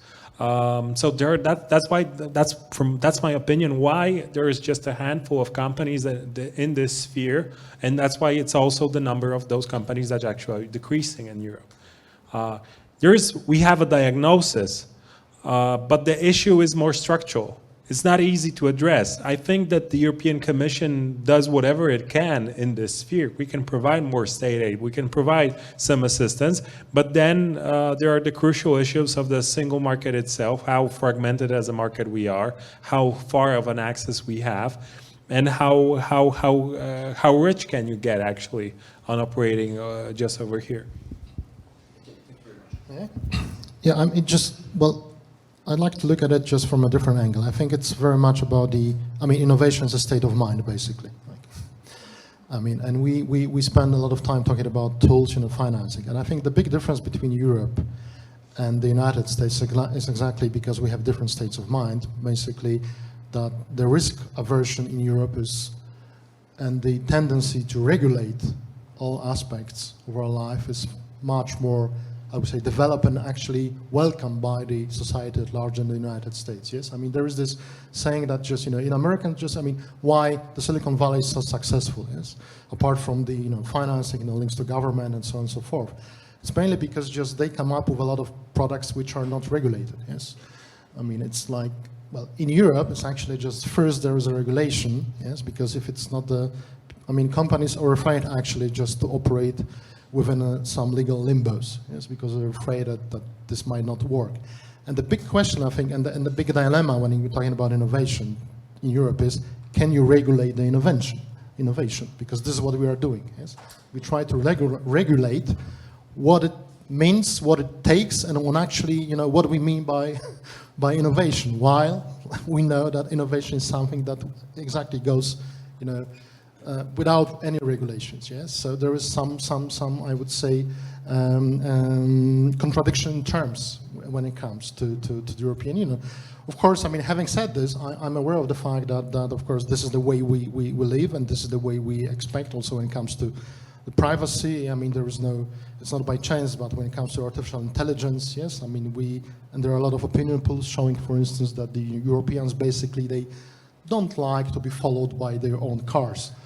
While, for instance, in China, actually just the cars or items are following, the citizens, yes? This is the Internet of Things, yes? So I think the question is, can we really, regulate innovation, or rather whether we should create some level playing field in which we actually can also have access to, to at least, some, slice of the big just pie, which is produced by the American and Chinese digital technologies. Because with this approach to innovation, I don't believe that we can be ever, even closer to what's going to the tendencies or actually developments which we have in the United States or China. May I just add one thing, because it's, sitting here in Warsaw, this was, of course, that it was one of the residencies used by the ambassador of Russia or the Soviet Union before. So if you can central plan anything. But then you have to, you're gonna have obscure goals. You're gonna have, you can have 150% of the development of some specific field. You're gonna get there on paper. On paper, yeah. And then you have no toilet paper in the shop. It's difficult to central plan innovation. That's why, lots of economists in the United States were very optimistic about the development of the Soviet Union because they were so much far away. If you read the Paul Samuelson handbook on macro from the 70s, he had the figures of, Soviet Union being the biggest economy in the world over, getting over the United States of America at some certain level. Long before it collapsed, everything else went to hell. It also is caused by innovation. Soviet Union was an innovative company, an innovation boosting kind of environment. Of course, you can use the argument from Mariana Mazzucato on mission capitalism, on mission of government. So you have these specific fields which are important to the development of the economy, where you can pour a lot of money. You're going to have some certain effects. Most of it's going to be wasted, but then you're going to have the effects of some specific fields of development, and you can pursue that road. But it means we're going to misallocate a lot of money in order to pursue the development of some technologies, and I don't know what kind of technologies are there going to be. Is it some innovative small satellite going to the space? Maybe. If it's going to be, I don't know, internets of thing tooth, also could be. But these are going to be the spin-offs of these technologies where you pour lots of money, like with NASA, the space race and stuff like that. We don't know. We don't know if we're going to create a Facebook. We could create something else. But yeah. Thank you very much. My second question would be more political, so maybe that's more for Olaf here. You very clearly defined, what are the current challenges, tensions, and even threats that are appearing on the world stage today when it comes to digital affairs. And many students here are obviously interested in geopolitics, and we see that today more than ever before, alliances seem to be very, very important. When it comes to security. And how do we navigate in this digital realm, especially when Europe? My question is, quite simple. Where again should Europe position itself when on one side you have the US that consider the EU as judicial fundamentalists, the EU consider the US as free trade fundamentalists, and there is just a complete lack of dialogue sometimes. However, we can also see that there is some modest but still existing progress that is being made with the Trade and Technology Council. Some roadmap about artificial intelligence that was commonly agreed between the EU and the US. So this is good. But what do we do next? And the obvious question here, the elephant in the room here is obviously still China. Simple question. Decoupling or not? What do we do? Well, decoupling from whom? Yes, I mean, just I think it's well. Let me put it that way. I think it's normal that we would like to have it all. Yes, in a sense that when you take the notion of, or the concept of digital sovereignty at face value, then it basically means that we are just like, we are, like China, like the United States. Yeah? So there are clear and just, clear boundaries of digital boundaries. Yes, when it comes to data flow, there is legislation which prohibits, certain behaviors. There are like, big tech companies also on European side. So this is basically digital sovereignty means, how can we catch up with the time we lost over the last decades, simply to be like China or to be like the US. Yes, and I think this is a very cul-de-sac in a way that it's always just when you want to emulate someone else's example, it's just you basically end up with nothing. Yes? So I guess here what I believe, and this is the part of this, the discourse about digital sovereignty, which I like, it's very much about demonopolization of the market. Yes, and this is something which is within our reach. So basically, because demonopolization, it's not only about some political ambitions, it's also about simply the market that can, thrive, can develop, and not that you, especially when you look at the fact which we take for granted. I mean, many, companies, especially small companies, that you no longer have, your own website. You're just using the Facebook website. Yes. So I mean, it came to me just lastly that whenever I, want to, I'm not using Facebook. Just I'm not on Facebook. Just and I discovered that there is more and more companies that when I'm on TikTok. Just when you're 50 years old, just you start with TikTok. Just that they are using like the restaurants, pubs, some shops that they expect you to be on Facebook using for that, and at the same time they are making dependent their businesses from a private actually vendor. Yes, so if Facebook decides, okay, just we switch it off, I mean they lose contact with their just clients base. Yes, which is, and this is of course an incremental process. But coming back to your question, I think it takes a consensus, as usually it is. Yes, and the question is to what extent is European Union these days ready for some strategic consensus, which would on one hand take on board, the French idea, which I basically share very much, yes, that Europe has to have some autonomy, yes. It cannot be that actually our businesses are run by other, states or companies, that we need to create something here.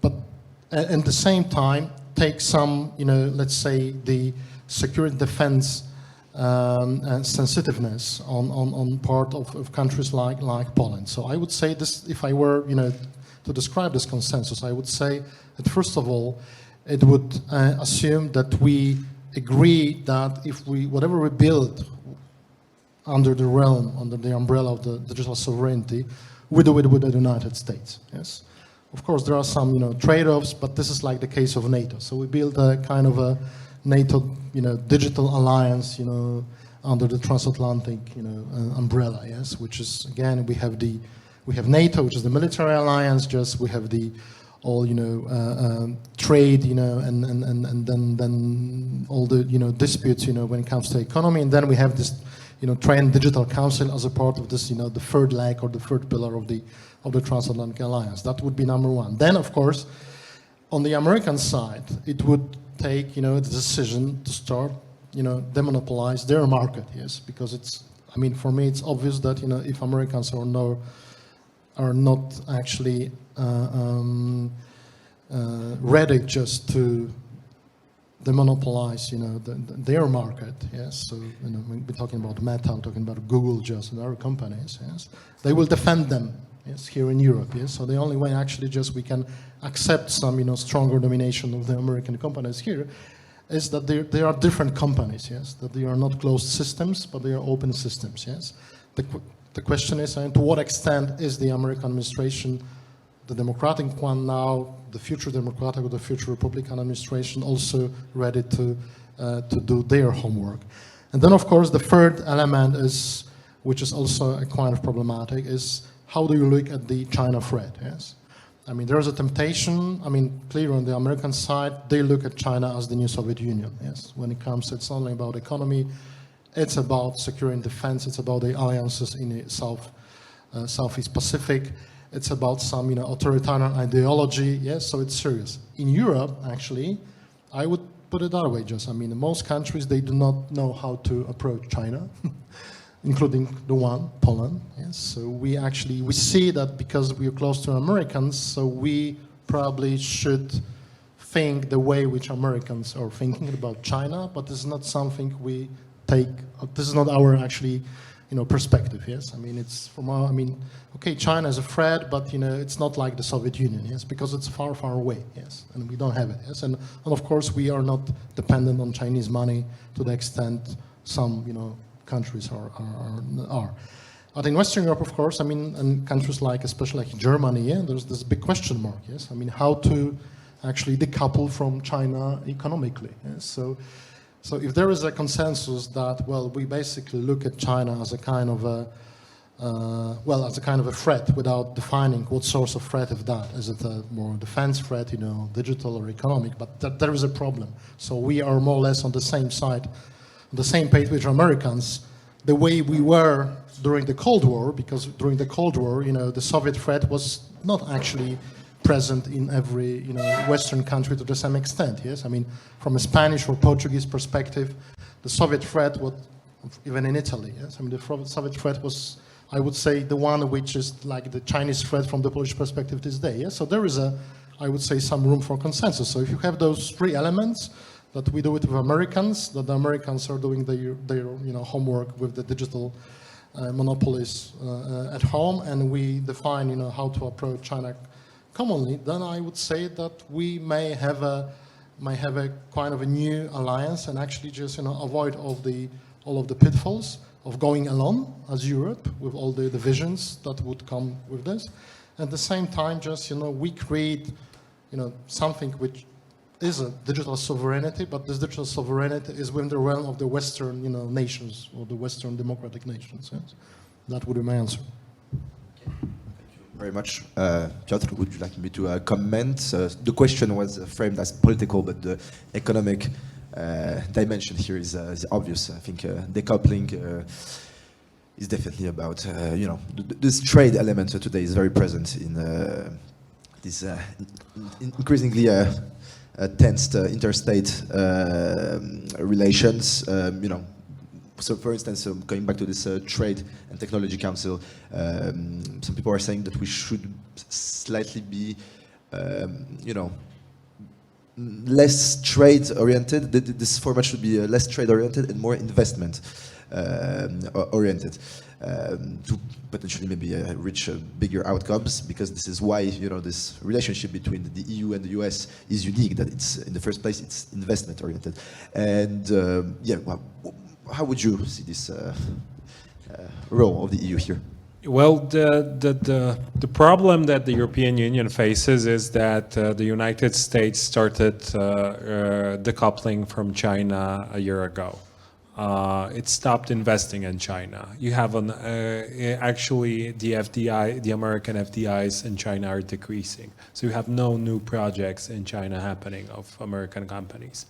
And this is not the Soviet Union that a government can say something to the companies and they do comply.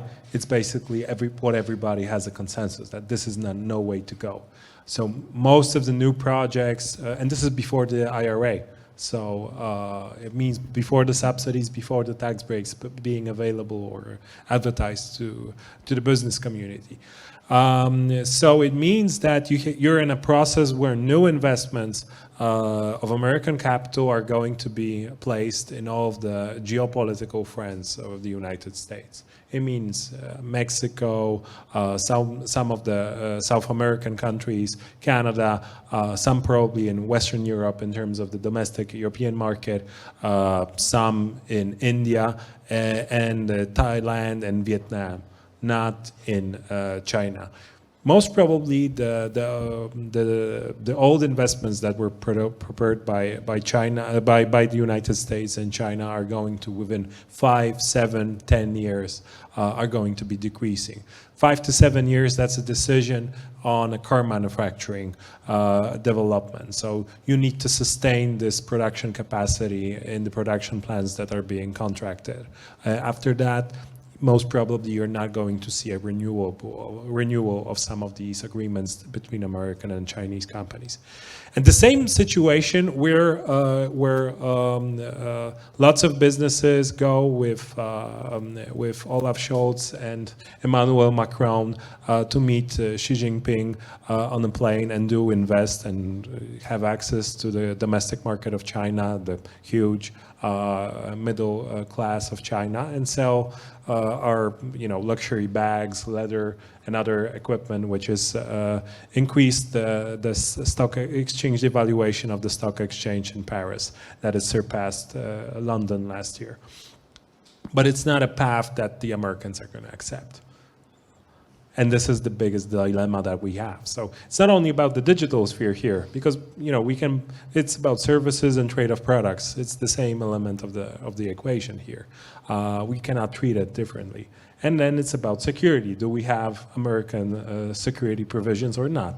If we're still dealing in economic terms with our partner, but a foe in their perspective. It's going to be a difficult issue for Europe because the internal market is decreasing. So we're an aging continent with a fewer shortages on the labor market, less capacity in order to grow, and less capacity to sell our products too. So this is I'm not an optimist here, because we would have to, decoupling from China is almost impossible from the American perspective, if it's even more impossible from the European perspective in terms of the need for development of the export economies that we have in our European Union. And there is no easy solution to that. But maybe we're going to find one, as we found with Russia. Russia is like 4% of GDP. China is 18% of the global GDP. So kind of not the same story. But if the geopolitical tensions in the years to come are going to be higher, we might be lucky to have a car. We might be lucky because some of the productions and some of the supplies are not going to come. At some point. And I'm quite dark in this perspective. I do believe that at some point we're going to have a standoff in trade-wise, just trade-wise with the Chinese economy. And as the European Union, especially with the eastern flank of NATO, we're going to be for that. So the European Union will have to follow the steps of the United States. And before that, we need to pursue, as far as we can, the coupling of all the technologies that we can afford to do in order to have cars, I don't know, television sets available to our consumers. But I do believe that within the next decade, we're going to have more issues. Elections in Taiwan are next year. If a pro-Chinese president wins, then we have 5 or 6 years to go. US elections are next year. Yeah, U.S. elections are also next year. The two biggest candidates in terms of Biden or DeSantis privately are of the same opinion. DeSantis has a different electorate and a different base, and they do think differently. But most probably they would make the same decisions. Many thanks. Now we'd like to open the floor for questions from the audience. Pao.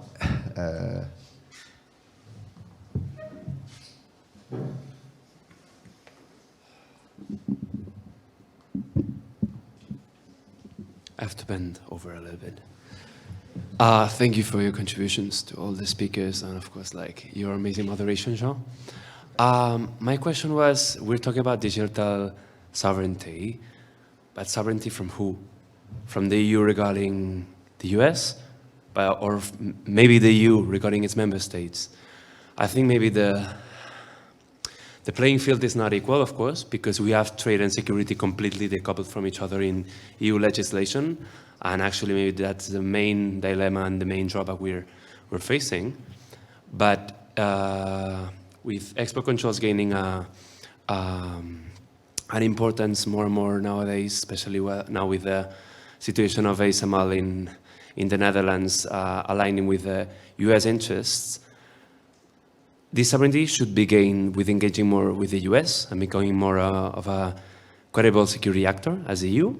Or should we start, first of all, looking at our member states and see which incentives our member states have to take in order to advance in common perspectives about export controls? So my question is about sovereignty from the US or sovereignty from the member states? Thank you.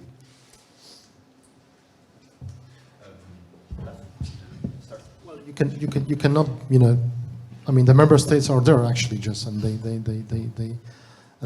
run the show. I mean, not all of them, of course, because not all of them have the ambition or capacity simply just to even just, you know, to take part in the discussion. But the key ones, like the major ones or the small ones like the Netherlands, which, by the way, they have this critical, you know, capacity of chip production, of course, they part of the game. Well, I think I don't believe, and therefore I just, in my introductory remarks, I gave you this, you know, this top-down approach actually that, you know, it's very much, we already entered the realm of the, you know, intergovernmental actually foreign security and defense policy, because I guess that the member states will be tempted, if not to fight back, then not to implement all the Commission legislation. Yes, because the thing is that actually, you know, like the Digital Market Act and Digital Services Act, just they're gonna actually start working this year. I guess it's April or May actually, just when they come. Yes, so actually we will be, you know, learning by doing actually. Just, you know, I mean, no one really knows how those, you know, provisions would work in real life. What kind of, you know, dilemmas and consequences they create, just, you know, for domestic markets, for, you know, export markets, you know, whatever. So I guess we're in a situation where there is no way we can provide a sovereignty, you know, against or actually just, you know, despite the member states. I think it's gone. I think it's pretty unusual that over the last, you know, from GDPR, the European Commission was actually led with free hands just to do all this legislation.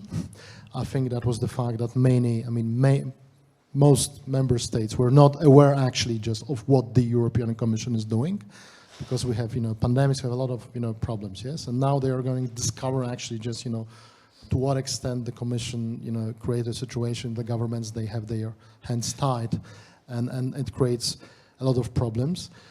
But I do believe that I mean, I like very much your question against, I mean, the sovereignty against just, you know, whom. I think it's, that from my perspective, the key question is it about, you know, are we talking about just, you know, the governments, or are we talking about technology? Because sometimes, you know, it seems to me that we are actually looking for some independence from technology and actually politicize the problems which can be regulated in a very easy way, yes? I mean, from, you know, my private perspective, and of course, I mean, many people in Europe, you don't want to be forced actually just to use certain technologies, yes?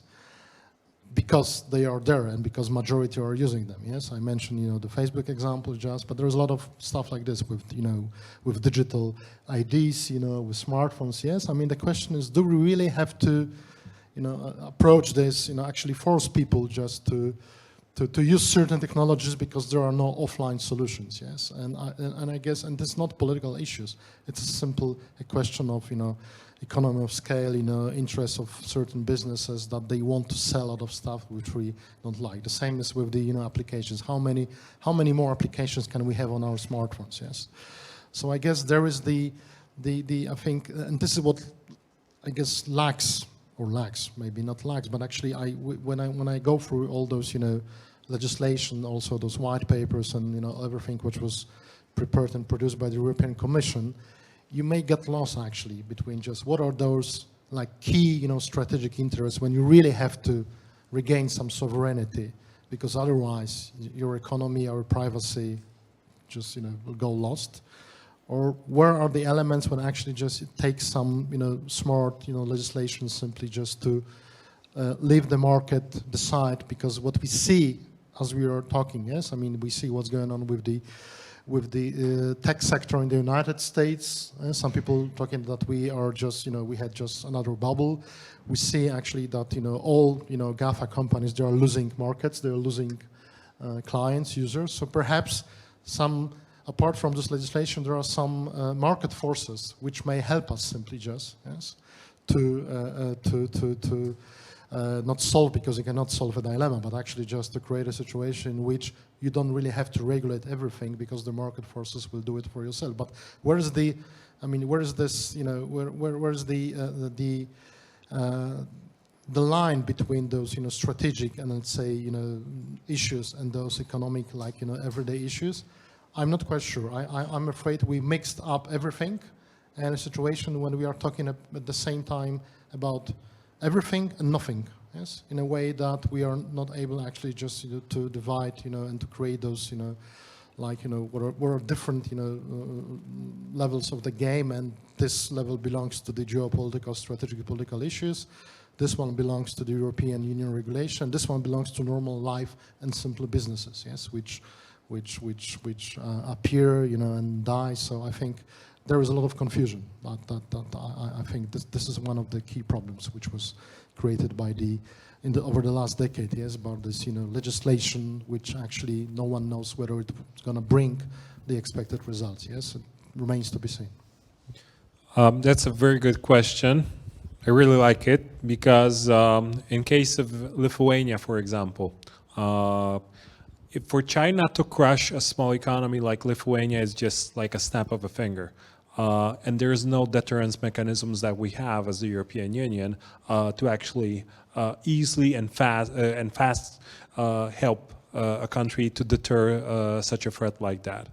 Because it takes all the other member states of cooperation. And with the case of Hungary, we know how easy it is to buy off one of the member states and block some of the decisions that are needed to be made by all the heads of state within the European Union.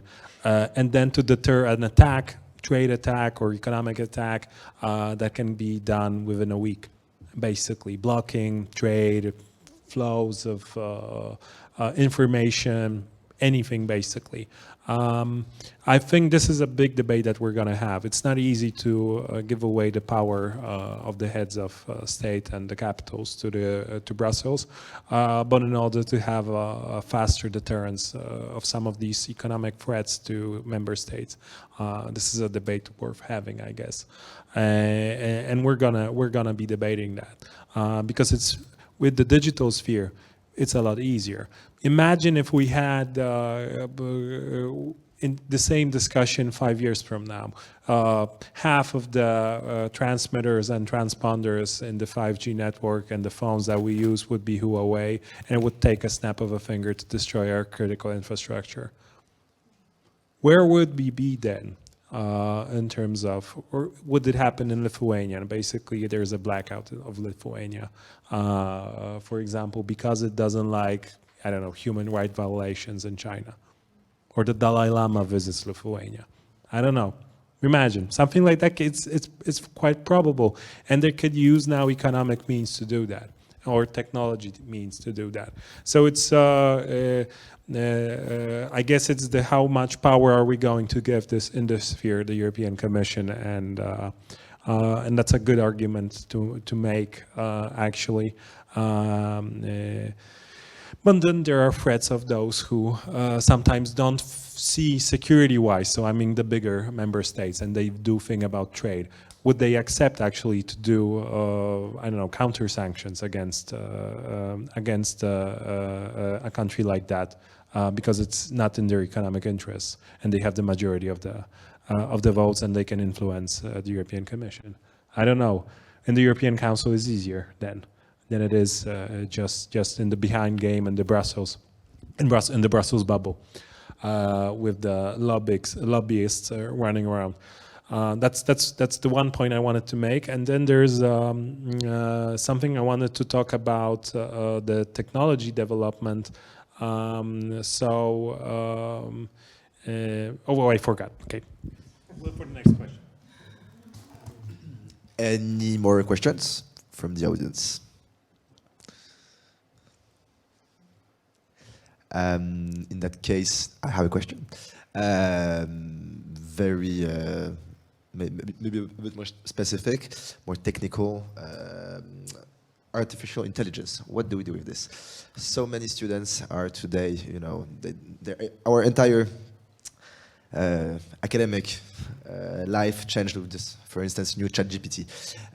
It's impressive how this artificial intelligence, or not just a ChatGPT, has this potential of what we call sort of a multiplier effect, where one innovation, when it's, you know, very well targeted, it becomes just so overwhelmingly efficient that the advantage of the person who invented this technology as the first one is just tremendous, you know.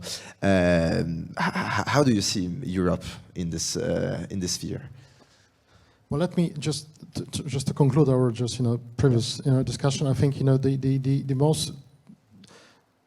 there is a big question about to what extent digital discourse will be a driving force for deepening the European integration, or to what extent actually just it will do the opposite. Yes, because I think my point is that whatever we talk about digital sovereignty, then the question is, okay, so what is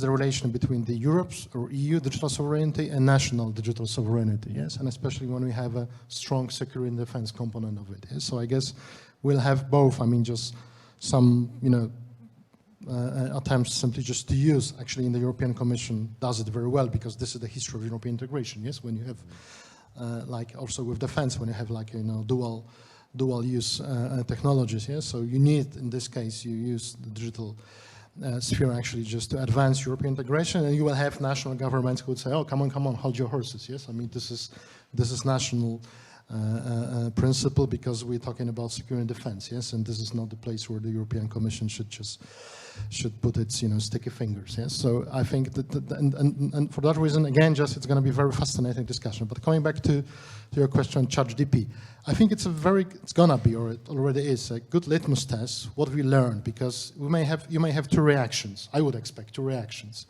from the EU or the Commission or some national governments. The one is, let's regulate it.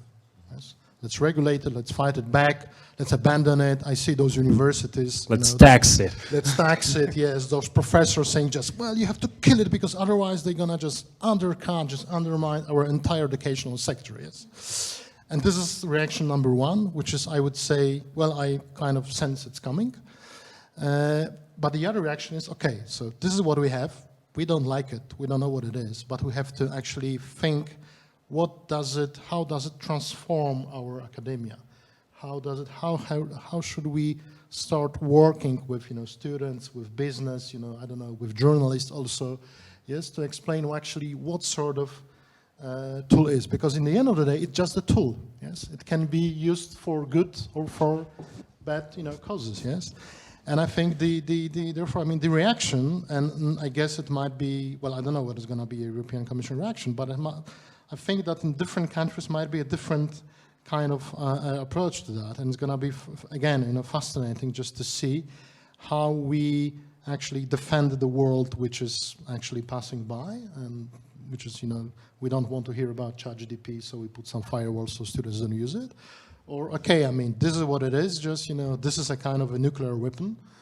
Yes, when it comes to academia and journalism, and now we have to sit and think just, how to, not regulate, but actually how to adapt to this tool, yes, and make our life easier without actually losing something which is important, which is authenticity, quality, yes, of journalism, yes, because it's clear that if we do nothing, then of course we'll have another, just like I would say that the social media is going to be just simply, like not a big problem when we can think of how ChatGPT may change the way in which people start looking at information, disinformation. Yes, so, but I think it's open. I think it's open, and it's good to just to I mean, it's an open question, so we have to wait and see, how different, institutions, governments, organizations would react to this. But certainly, I would expect that there's going to be some reaction, because it's too big, actually, to be let just unnoticed and simply just, well, let's pretend that we do not see this, and let's accept that, ChatGPT is nothing more but Google Plus or something like this. Yes. Just to be clear, I used ChatGPT as an example. Feel free to also maybe mention other examples of artificial intelligence and more, so at this interstate level, and how the EU could, use the AI to also become like more sovereign in this sphere. Well, I don't know, because it's like, it's being developed. Yes, I would say, when you look at the machine translation, yes, like DeepL, I think it's also a problem. Yes, I mean, for those who are living from translations, it's created a lot of problems. Yes, it's also a question of cultural things. Yes, that actually you just with machine translation, just you certainly just lose this, the beauty of national languages. Yes, because it's very simple. Yes,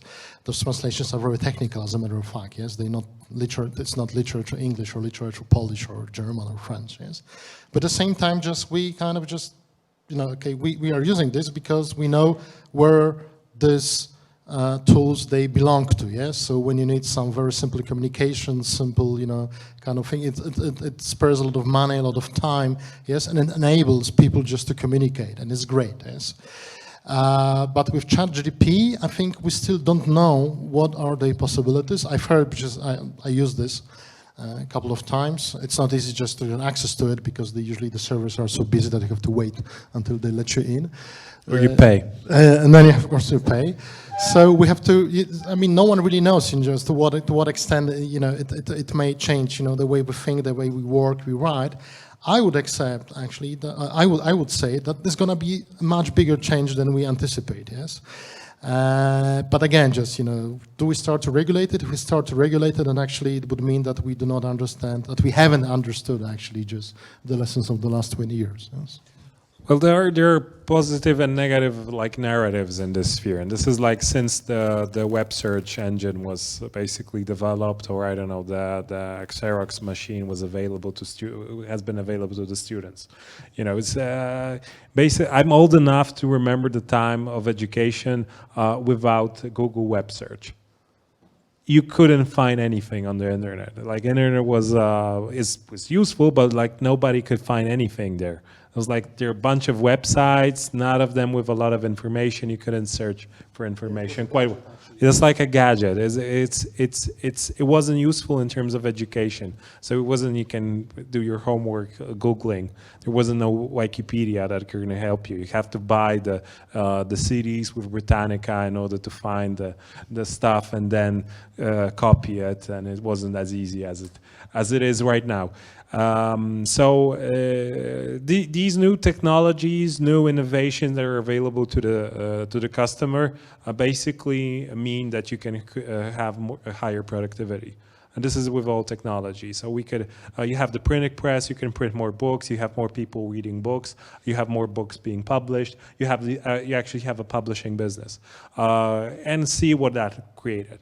Literacy, knowledge and stuff like that. You have the internet, you have availability of internet, lots of bad books been written, lots of books that changed the world for the worse as well. Not only the Bible was copied, Mein Kampf 2 was published and created atrocities in Europe and around the world. And it was a book.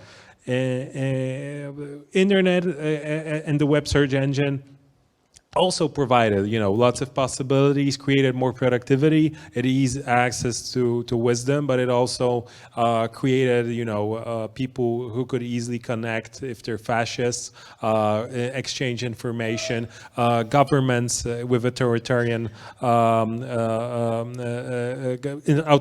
governments with their had a new means of access to the minds of people around the world to create distort the political landscapes. This is the same kind of the artificial intelligence kind of development with machine learning mechanisms that we saw beforehand in marketing. Not that many people do see how marketing is being created. It's also machine learning models currently we have the use of and availability to use and test a language model that is available to everybody. So it's not AI. I'm not very fond of saying that it's AI. It lacks a lot to be called AI, but it can find you information and provide you with text and answers in different languages.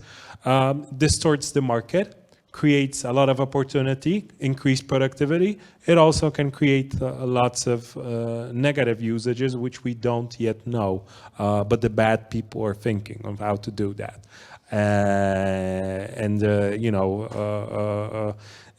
Most probably there's going to be something that is going to be quite outstanding and troubling when we see that. That's why you're going to see the positive people saying, okay, this is the new Gutenberg press, and being happy about that. But you're going to see all those people who are the ludists of this 21st century, who are going to say that this is going to destroy job places, distort the market, it's going to destroy democracy, it's going to destroy, I don't know, even the economy or the university as well. So I'm neither of those. So I do see the two versions, but this is with each new technology this happens. And if you follow the artificial intelligence debates throughout the years, even if you read Lem, the Polish novelist, science fiction novelist, you know how many of these things we actually thinking about 30, 40 years ago. So we were still thinking how new technologies are going to destroy our world, but mostly they do help us. They do help us to become more productive, and we have more productive economies because of that. So there's this fine line of what technology is and how much problems it can create. So most occasions it's more positive than negative. We have nuclear energy. It can cause a lot of harm and destruction. It can also create, energy transformation. So pick and choose your battle and your argumentation. Most of them are going to be quite accurate in this sense. Thanks. David.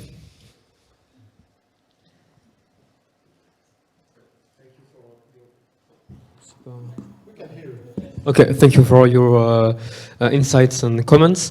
My question is also not directly related to artificial intelligence, but like generally to, let's say, information warfare. For example, you briefly mentioned TikTok at a certain point, and there are some suspicions about China using different algorithms in China and outside China on TikTok in order to promote different things on TikTok, like basically like the category, like the caricatural things that in China they will promote people being astronauts, being scientists and stuff like that, while in Europe they will promote like people dancing and doing fun stuff. So then like the idea behind it would be that China is trying to psychologically manipulate the whole Western world's population in order to cause us damages in the long term. Do you believe that this is credible, or what is your opinion on that, like on mass manipulation of psychologies with new technologies?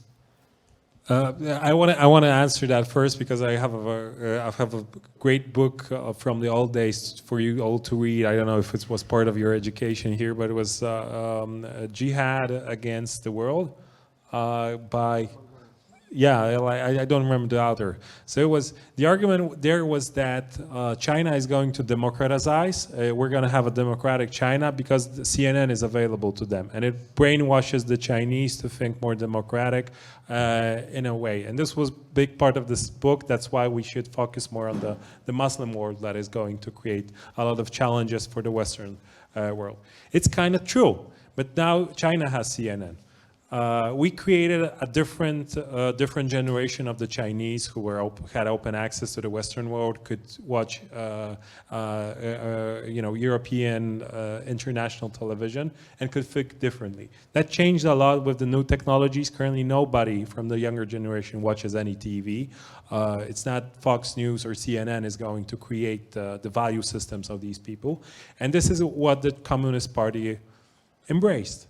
And it embraces it as each authoritarian actor, so creating possibilities of brainwashing our young generation or ourselves using this software. So even if have no evidence of what you're saying, I'm quite 100% sure that's most probably what's happening. This is what they're gonna do. This is for the authoritarian grip of the society, and then to promote some certain values. So if you go through DC, on each land post, you're gonna see China Daily available for 25 cents. They do care what the elites of the world, and in Brussels the same. In each hotel, you're gonna find China Daily. They do care, and this is the traditional way, and this is the modern way of doing the same stuff. It's more subtle, it's more innovative, but it's basically the same kind of message.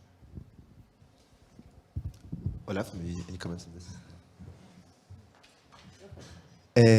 Any more questions from the audience? I might have one final question, maybe, in that case. Yeah. I don't see any other questions from the audience. You mentioned, I think, in your presentation that there is this. I mean, it's obvious for everyone, but where Russia attacked Ukraine, there was this Versailles declaration, where obviously the main focus was energy and defense. However, there was, also cyber that was somehow mentioned. But how do you see the potential of technology? Can technology become a sort of new central concern for policymakers, or will it be always just a tool to achieve, these more critical and urgent goals, for instance, energy and defense? Do you think that we are now in the phase where actually technology should become a completely separate discipline, or is it doomed to be always this sort of gray zone between different disciplines? I mean, I kind of already know what Olaf thinks about this, but well, if I get your question correct, I think it's one of the problems which we have as users of technology is that well, actually, you don't have to understand how actually a car just works, yes, because you just go and you don't spend time just on what are the different systems. Probably we should these days, but with technology, I mean, there is a problem that to what extent, also as I'm saying this as a political scientist, I mean, to what extent can we really and seriously talk about the impact, the social and political impact of technology without actually understanding the nitty-gritty, all those, how this technology works, how those algorithms work, yes.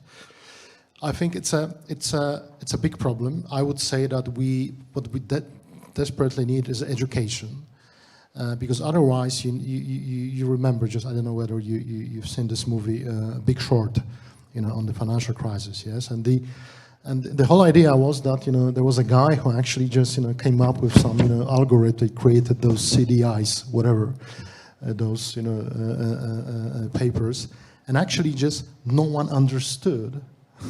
Even in like the big bankers, just the consulting companies, just how they were actually created. So they were actually trading a certain financial instrument without actually understanding what's inside of the box, yes?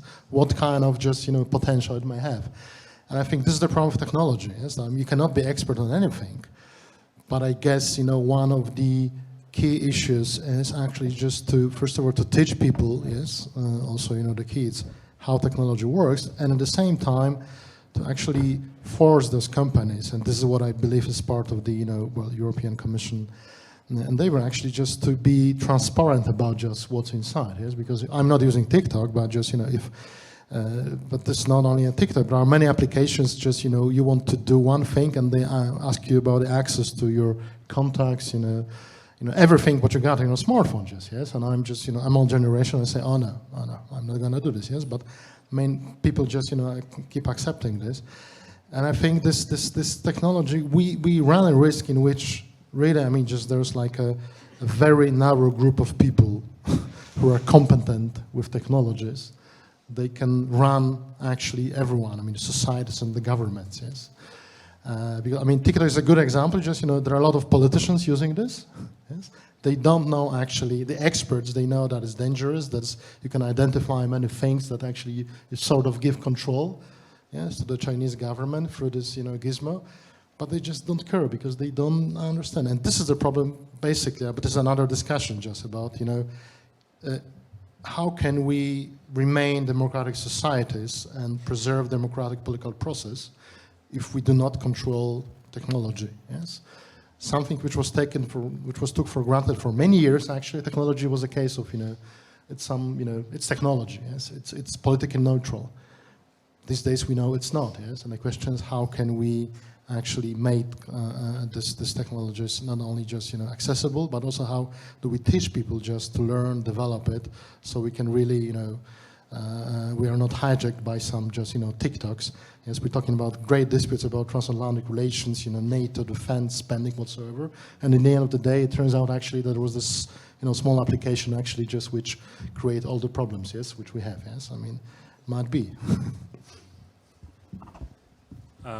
So I was one of the first employees of the Ministry of Digital Affairs here in Poland years ago. Actually, like number 4, so after the minister. So, and I thought that it didn't make sense to create a separate Ministry of Digital Affairs because digital and technology-wise instruments are across the block. So it's both in the economy, it's in agriculture, and even in coal mining and other fields. Technology is everywhere. You don't need to think of it differently, but governments do work differently. You need to have a separate box that you think about policy stuff, regulated, and to have lobbying groups and people to contact and to think about this. As we had, I don't know, ministries of industry, of coal, or stuff like that. It doesn't need, but in order for the government to operate, it basically needs that separate box in order to think about this. So that's why we have this additional dimension. This is a part of the economy. Why would we have? It doesn't make any sense. But in terms of regulations, complexity, the share of influence that it has, both politically and economically, it needs to be a separate box.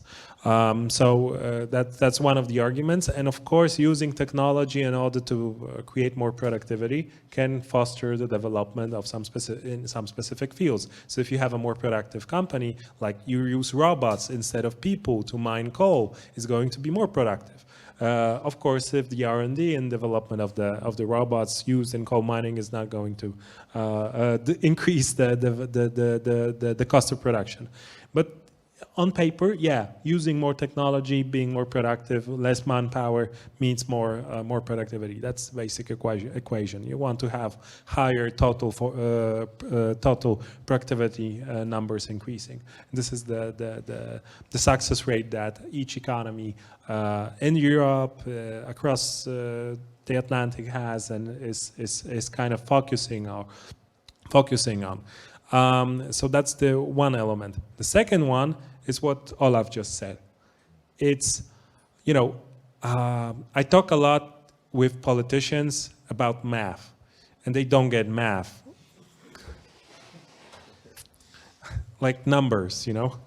It's a difficulty because the math that they think about is the 50 plus 1, or, you know, the number of percentages that they get in the polls. That's the math that they focus on. And this is the utility function. And even if I talked about them about the utility function, that they think about this utility function, they also don't know what the utility function is. And this is not a complex issue. This is part of high school. And then we're talking about regulating issues where nobody knows. You know, most probably there are people in Poland that know how to create this MOM table right here for IKEA. What kind of technology, what kind of wood and paper is used. There is not a single person in this country that knows how to create this. Maybe there is not a single person in the world that knows how to create that. It's a largely complex issue that nobody knows how to do from end to end. And that's why you need a more education in that field in order to have conscious decisions made by politicians as well than by the end customer and the citizen himself. So if you don't know what you're actually voting for, you don't know the risks that you're taking as a politician sometimes, you know, using, I don't know, your private web address, stuff like that. You know, we're creating a lot of risks for democracy, for the security of the nation state, security of the European Union. So it starts at the top, and it also is important at the end. So, you know, increase in education, it's not a slogan. It's not a bumper sticker. It's something that you need to pursue. Because if you have aware politicians, you have aware citizens, people making more conscious decisions about some specific goods that they use. Are we aware that we're using TikTok and all the ways that our information is going to be used and then multiplied and sold, you know, across the web? Do we know that actually our private information are parts of some hacked data sets available on the internet, that you can find your phone number and your home address somewhere because somebody hacked a web app that you were using 5 years ago, and you provided this information to that application? And then if you become a member of the parliament and you're still using that private address and your home address is the same, it's possible to extort you. There are lots of ways that technology, this digital skill of knowing what you're going in, what you're getting yourself into is necessary. And we're currently very much in the baby steps of that. Okay, so I think these were the final remarks for today's panel, which was a wonderful panel. So please join me with a round of applause for our wonderful panelists.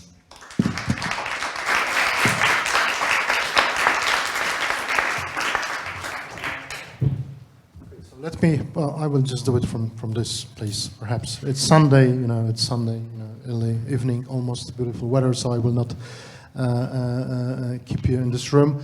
Let me, well, I will not summarize our discussion. I think we just tackled a lot of problems, and I do believe, I hope Adam would agree with me that actually this is something which needs just, you know, more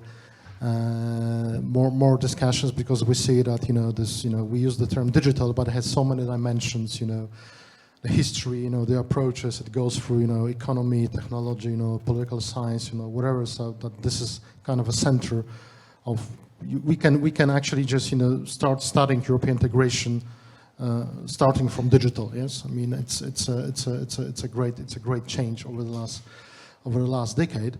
Let me, so I have the privilege to close this conference, so let me thank all our panelists, excluding myself. I will not thank myself. Panelists, and also the students who were chairing the sessions, also Alvaro and the others who put things together. Thank you very much. Adam, thank you for your cooperation, and thank you, all of you, for, you know, just your time, and that you decided just to spend this first lovely spring Sunday.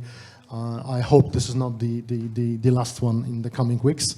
I hope it's just the beginning of the new era also here in Natolin in Warsaw when it comes to the weather and the temperatures. So, well, enjoy your evening. Stay tuned. We'll have more to come. We know that it's almost end of March, so it's April and May, and you're gonna leave this beautiful place, but I think there's gonna be some more also smaller events within Digital Security Nest. I don't know how it is with you, Adam, perhaps the same. So we stay in touch. Thank you again, and goodbye.